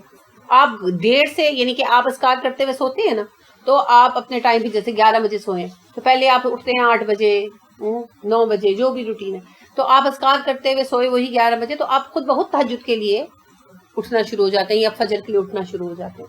اذکار میں یہ عجیب قسم کی خاصیت ہے، وہ آپ کو اندر سے چینج کر دیتی. اسی لیے میں نے آپ سے عرض کیا تھا کہ اذکار ضرور کریں، اور آپ کو 5 اذکار گنوائے بھی تھے، تو ان کو اپنی روٹین میں شامل کر لیں. ہر نماز کے ساتھ ایک ذکر بے شک رکھ لیں، اور چلتے پھرتے ذکر کریں گے، آپ کو اندر سے بدل دے. زمانے کی ہر ایک شے سے بلند ذکر خدا، خدا کی، خدا کے نبی کی پسند ذکر خدا. جو قرآن کے راستے پر چلے پھولے پھلے، ارادوں پہ سوچوں پہ ڈالے کمند ذکر خدا. خبر لائے دریا کے اس پار کی، سنسار کی ہواؤں کو کرتا ہے مٹھی میں بند ذکر خدا. تو ذکر خدا میں جو ہے نا، اللہ کے ذکر میں بہت اثر، اور سب سے یعنی بہت سارے اس کے فوائد ہیں، بے شمار ہیں، لیکن میں یہ سمجھتی ہوں کہ تزکیہ نفس میں، عادات کی تبدیلی میں، اصلاح نفس میں ذکر سے بہتر کچھ نہیں، میرے تجربے کے مطابق کچھ نہیں. تو اس لیے ذکر کو جو ہے نا عادت بنا. باقی اذکار کی جو ویرائٹی ہے نا، وہ اس لیے ہے کہ ہر کسی کی اپنی اپنی طبیعت ہے. کسی کو کچھ پسند آتا ہے، کسی کو کچھ، کسی کو مشکل الفاظ اچھے لگتے ہیں، تو ان کو پھر وہ ڈفرینٹ قسم کے اذکار پسند آتے ہیں. میں یہ سوچتی تھی کہ اتنے ڈھیر سارے اذکار ہیں، اتنے سارے اذکار ہیں کہ اگر ہم کرنے بیٹھے تو سارا دن نہیں گزر جائے. پہلی بات تو یہ ہے کہ حدیث سے جو اذکار ہیں وہ بہت زیادہ نہیں ہے، ٹھیک ہے. باقی جو آپ ادھر ادھر وظائف کی کتابوں میں دیکھتے ہیں نا، وہ ایم ہی ہے. ایک اللہ کے نام ہے، ٹھیک ہے، آپ صلی اللہ علیہ وسلم نے کہا کہ ان کو پڑھو. آپ نے کوئی خاص نام کا وظیفہ نہیں دیا، لیکن اگر کوئی اپنے لیے کسی کو کوئی نام اچھا لگتا ہے اس کو پڑھتا رہتا ہے تو کوئی حرج نہیں. اس کے علاوہ سبحان اللہ والحمد للہ ولا الہ الا اللہ واللہ اکبر ہے، الگ الگ بھی پڑھ سکتے ہیں، اکٹھا بھی پڑھ سکتے ہیں. اور لا حول ولا قوت الا باللہ ہے، سبحان اللہ وبحمدہ سبحان اللہ العظیم ہے، یا ذل جلال والاکرام ہے، یا ہٹا دے تو ذل جلال والاکرام پڑھ لے، ایک ہی بات ہے. چوتھا کلمہ جسے آپ کہتے ہیں لا الہ الا اللہ وحدہ لا شریک لہ لہ الملک و لہ الحمد وہو علی کل شیء قدیر. اور کیا ہے؟ یہ جو درود پاک ہے. شام کے اذکار ہیں، یہ تو اصل میں صبح شام کے اذکار آپ برکت کے لیے پڑھیں ضرور، میں منع نہیں کرتی. رسول اکرم صلی اللہ علیہ وسلم کے متعلق انس فرماتے ہیں کہ جب تک فلق اور ناس نازل نہیں ہوئی تھی، آپ صلی اللہ علیہ وسلم مختلف دعائیں صبح و شام کے لیے پڑھا کرتے تھے. تو جب فلق اور ناس نازل ہو گئی تو آپ نے سب اذکار چھوڑ دیے، صرف فلق اور ناس پڑھنا شروع کر دیا. ٹھیک ہے، تو اگر آپ پڑھتے ہیں تو رسول اللہ وسلم کی سنت دعائیں ہیں، ثابت ہیں، یقیناً اجر ہوگا، فائدہ بھی ہوگا. لیکن اگر جیسے آپ مصروف ہیں یا آپ کو دقت آتی ہے مینیج کرنے میں، تو فلق اور ناس پڑھنے ساتھ، جیسے حسبی اللہ لا الہ الا ہو علیہ توکلت کی بہت زیادہ فضیلت ہے، صبح و شام 7 مرتبہ پڑھ لیں. ٹھیک ہے، بسم اللہ الذی لا یضر مع اسمہ 3 دفعہ ہے صبح و شام، اور بہت چھوٹی بھی ہے تو یہ پڑھ لیں. اور جو ہے اعوذ بکلمات اللہ التامات من شر ما خلق 1 مرتبہ صبح، 1 مرتبہ شام. تو یہ 2-3 دعائیں آپ پڑھ لیں. ایک وہ جو ہے جس کے عہد نامہ عام طور پر ہمارے یہاں عرف عام میں کہا جاتا ہے. تو یہ جو ایک دو چیزیں ہیں یہ آپ زیادہ اہم ہے تو ان کو آپ رکھ سکتے ہیں. اس کے علاوہ سبحان اللہ و بحمدہ آپ نے کہا ہے. تو بات یہ ہے کہ جو دعائیں ہیں استعاذہ کی دعائیں ہیں وہ رسول اکرم صلی اللہ علیہ وسلم فلق اور ناس کے اترنے سے پہلے کبھی کوئی دعا پڑھتے تھے کبھی کوئی دعا پڑھتے تھے. جب فلق اور ناس نازل ہوئی تو انس کہتے ہیں رسول اکرم صلی اللہ علیہ وسلم نے یہ ساری دعائیں چھوڑ دی, صرف فلق اور ناس پڑھنے لگے. اب اگر کوئی بندہ فارغ ہے جیسے کوئی ریٹائرڈ صاحب ہے تو ادھر ادھر کے وظیفوں سے بہت اچھا ہے کہ وہ یہ دعائیں صبح و شام کی پڑھیں اور سارا کریں, بہت اچھی بات ہے. لیکن جیسے ایک بندہ ہم لوگ ہیں کہ ابھی ہم ایکٹیو ہیں, ہم پر بہت ذمہ داریاں ہیں, تو پھر ہمیں فلق ناس کفایت کریں. ٹھیک ہو گیا. تو یہ جو باقی اذکار ہیں تو آپ چلتے پھرتے کریں, اور ضروری نہیں کہ آپ سارے کریں. اگر آپ کریں گے ہر کسی سے آپ کو, جیسے آپ دیکھیں نا مختلف پھل ہیں تو ہر کسی کا اپنا فائدہ ہے, کوئی کسی میں کوئی وائٹامن ہے کسی میں کوئی, تو ذکر کریں گے تو ہر ذکر سے آپ کو کچھ نہ کچھ علیحدہ حاصل ہوگا. لیکن اگر آپ کوئی ایک ذکر نہیں بھی کرتے, آپ نے اپنی عادت بنا لی کہ یہ اذکار کرتے ہیں, تو کوئی حرج نہیں, آپ کر سکتے. وہ آپ کی ذاتی چوائس ہے. ویرائٹی کیوں ہوتی ہے؟ تاکہ آپ سلیکٹ کر سکیں. تو اسی طرح اذکار میں ورائٹی ہے, آپ جو ذکر کرنا چاہیں اپنے لیے 1 2 3 منتخب کر سکتے ہیں. دیکھیں درود پاک تو پڑھنا ہی پڑھنا, استغفار تو پڑھنی پڑھنی, اس کے بعد جو اذکار ہیں ان میں سے آپ کو جو پسند آتا ہے پڑھنا. بڑا جامع ہے یہ, سبحان اللہ والحمد للہ ولا الہ الا اللہ واللہ اکبر, یہ جامع ہو جاتا ہے, اس میں سارا کچھ آ جاتا ہے. تو آپ ایک اسی کو رکھ سکتے ہیں. ٹھیک ہے. تو یہ ضروری نہیں ہے کہ ہر طرح کا ذکر کیا جائے, ہر ایک چیز کی جائے. اس کے علاوہ پھر آپ اپنی ایسی روٹین سیٹ کر سکتے ہیں کہ ان کے جیسے کس دن کون سا ذکر کر لیں, یہ بھی آپ روٹین سیٹ کر سکتے ہیں. اپنا ایک چارٹ بنا لیں تاکہ چلو سارے اذکار ہوتے رہیں اور محرومی بھی نہ ہو اور تکلیف بھی نہ ہو. تو ایسا آپ چارٹ بھی بنا سکتے ہیں اپنی سہولت کے لیے. آپ جس طرح سے چاہیں اپنے کام کو جو ہے نا وہ کر سکتے ہیں, تقسیم کر سکتے ہیں. جیسے کالج میں ہوا کرتا تھا نا کہ آج فلانا سبجیکٹ ہے, آج فلانا سبجیکٹ ہے, شیڈیول ہوتا تھا نا, اسی طرح سے آپ اپنے شیڈیول بنا سکتے ہیں کہ پیر والے دن میں نے تیسرا کلمہ پڑھنا ہے, اور لیٹ سپوز منگل والے دن میں نے چوتھا کلمہ پڑھنا ہے, اور بدھ والے دن میں نے سبحان اللہ و بحمدہ سبحان اللہ العظیم پڑھنا ہے سارا دن, اور جمعرات والے دن جو ہے میں نے لا الہ الا انت سبحانہ کا پڑھنا, لیٹ سپوز. اس طرح بنا سکتے ہیں, یا آپ نمازوں کے ساتھ اپنا کر سکتے ہیں. وہ پھر آپ ہر کسی کی اپنی سہولت پر منحصر. ٹھیک ہے. لیکن اذکار کے ساتھ جڑنا ضروری ہے, چاہے ایک منتخب کر لیں اپنے لیے, چاہے آپ مختلف منتخب کر لیں اور ان کو ڈیز پر ڈیوائڈ کر لیں, جس طرح سے چاہیں. لکھ کر اپنا ایک شیڈیول بناؤ اور اس کے اوپر پھر عمل درآمد کریں, کیونکہ رسول اکرم صلی اللہ علیہ وسلم نے فرمایا وہ تھوڑا عمل جو مستقل مزاجی کے ساتھ کیا جائے وہ زیادہ عمل سے بہتر ہے جو کبھی کبھار کیا جائے. تو مستقل حاضری ضرور لگوائے, آواز وہاں پہنچنی چاہیے. آپ کو پتا ہے رسول اکرم صلی اللہ علیہ وسلم فرماتے ہیں کہ کوئی بندہ دعا مانگتا ہے نا, ذکر کرنے کا عادی ہوتا ہے, تو فرشتے اس کی آواز پہچانتے ہیں, تو وہ دعا مانگتے ہیں تو فرشتے بے قرار ہو جاتے ہیں, کہتے ہیں یہ تو وہی ہے فلاں فلاں. تو وہ پھر اس کے لیے دعائیں کرتے ہیں اور بے قرار ہوتے ہیں, تو پھر اللہ اس کی دعا قبول فرماتا ہے, اس پہ رحم کرتا ہے. اور کوئی ہوتا ہے کہ کبھی اللہ کو یاد ہی نہیں کیا ہوتا, تو وہ پھر جب دعا مانگتے تو فرشتے کہتے ہیں یہ کون ہے. سمجھ آ رہی ہے نا بات, یہ کون ہے. یہ ایسے ہی ہے جیسے آپ کے اپنے کسی عزیز کی تکلیف کا پتہ چلے تو بے قرار ہو جاتے ہیں, اور کوئی اجنبی ہو تو وہ بے قراری تو نہیں آ سکتی. تو فرشتوں کے ساتھ تعلق بنا. وہ تعلق کیسے بنے گا؟ ذکر سے. روز آپ کی حاضری لگنی چاہیے اللہ کے حضور. حاضر ہونا اور نہ ہونا بڑا فرق ہے نا, تو حاضری لگتے رہنا چاہیے. اور اس کے لیے پھر اپنے لیے راستہ نکالیں, حاضری لگواتے رہیں, پھر انشاءاللہ دیکھیں جو روز آتا ہے وہ قریب ہو جاتا, اور جو کبھی کبھار آتا ہے وہ دور ہو جاتا ہے. یہاں تک کہ آپ کا اپنا سگا بچہ کوئی فوج میں ہو یا اس طرح, اس کی دور دور تعیناتی ہو, تو کیا ہوتا ہے گیپ آ جاتا ہے نا, فاصلہ آ جاتا ہے, دوری آ جاتی. اور آپ کا جو خدمت گزار آپ کی خدمت میں رہتا ہو, کوئی ملازم فرض کریں بوڑھے ہو گئے ہیں تو بیڈ پہ رہتے ہیں, تو کوئی ملازم ہے وہ مالش بھی کرتا ہے اور کھانا بھی کھلاتا ہے, تو وہ بچوں سے زیادہ قریبی نہیں ہو جاتا؟ ہو جاتا ہے نا. تو کیوں ہوتا ہے ایسا؟ ایسوسیشن پر ڈیپینڈ کرتا ہے سب کچھ. بالکل. دیکھیں relationship is based on association, not on the blood relation. خون کا رشتہ باقی باتیں, ایسوسیشن سے سب کچھ ہوتا ہے, رہنے بسنے سے. آپ دیکھیں جب ہم بیاہ کراتے ہیں تو شوہر کے اور سسرال کے زیادہ قریب ہوتے ہیں, بہن بھائیوں سے دور ہو جاتے ہیں. تھوڑے عرصے میں ہوتا ہے نا, نیچرلی ہوتا ہے. چاہے نند سے لڑتے بھی ہوں لیکن قریبی ناندی لگتی ہے. تو یہ نیچرل باتیں. اسی طرح اگر ہم اللہ کے ساتھ ایسوسیشن رکھیں گے نا, یاد کرتے رہیں گے, پھر قریب ہوتے جائیں گے. تو اللہ کے نبی صلی اللہ علیہ وسلم فرماتے ہیں جب اللہ کسی بندے کو پسند کرنے لگتے ہیں تو اللہ جبرائیل سے کہتے ہیں جبرائیل میں اس فلاں بندے کو پسند کرتا ہوں, تو بھی اس سے محبت ہے. جبرائیل فرشتوں سے کہتے ہیں کہ اللہ فلاں بندے کو پسند کرتا ہے تو تم بھی اسے پسند کرو. وہ اوپر والے فرشتے نیچے والے سے, نیچے والے اس سے, نیچے والے سے کہتے ہیں.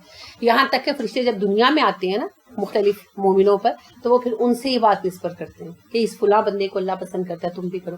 یہاں تک کہ لوگوں میں اس کی مقبولیت پھیل جاتی ہے, اسے قبولیت عامہ حاصل ہو جاتی ہے. ٹھیک ہے. تو لہٰذا اللہ کے ساتھ تعلق بڑھانے کے لیے حاضری لگوانا, روز جانا اللہ کے حضور ضروری ہے. اور ہم کیسے جاتے ہیں اللہ کے حضور؟ ذکر کر کے. ٹھیک ہے. اب پھر دیکھیں ایک بندے نے تعلق صرف اتنا ہی رکھا ہوا ہے کہ بس آئے کام کیا اور چلے گئے, اور ایک بندہ اس کے علاوہ بھی 5 منٹ رکتا ہے, بات چیت کرتا ہے, حال چال پوچھتا ہے, کبھی بیٹھ کے چائے پی لیتا ہے, کبھی کوئی کام کر دیتا ہے, تو تعلق بڑھ جائے گا نا.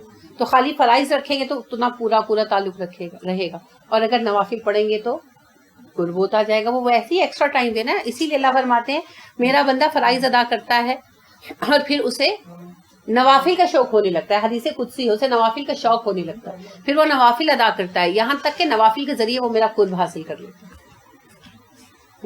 تو وسجد وقت قریب کو اصول بھی ہے. تو جب آپ ذکر کرتے ہیں نماز اور ویسے اذکار تو اللہ کے قریب ہو جاتے ہیں, اللہ سے ایک ریلیشن بن جاتا ہے. اللہ کہتا ہے اچھا بھائی یہ مجھے چاہتا ہے, یہ میرے ساتھ ٹائم اسپینڈ کرتا ہے, تو پھر اللہ سے تعلق بنے گا تو اللہ کے فرشتوں سے بنے گا, اللہ کے بندوں سے بنے گا. ٹھیک ہے.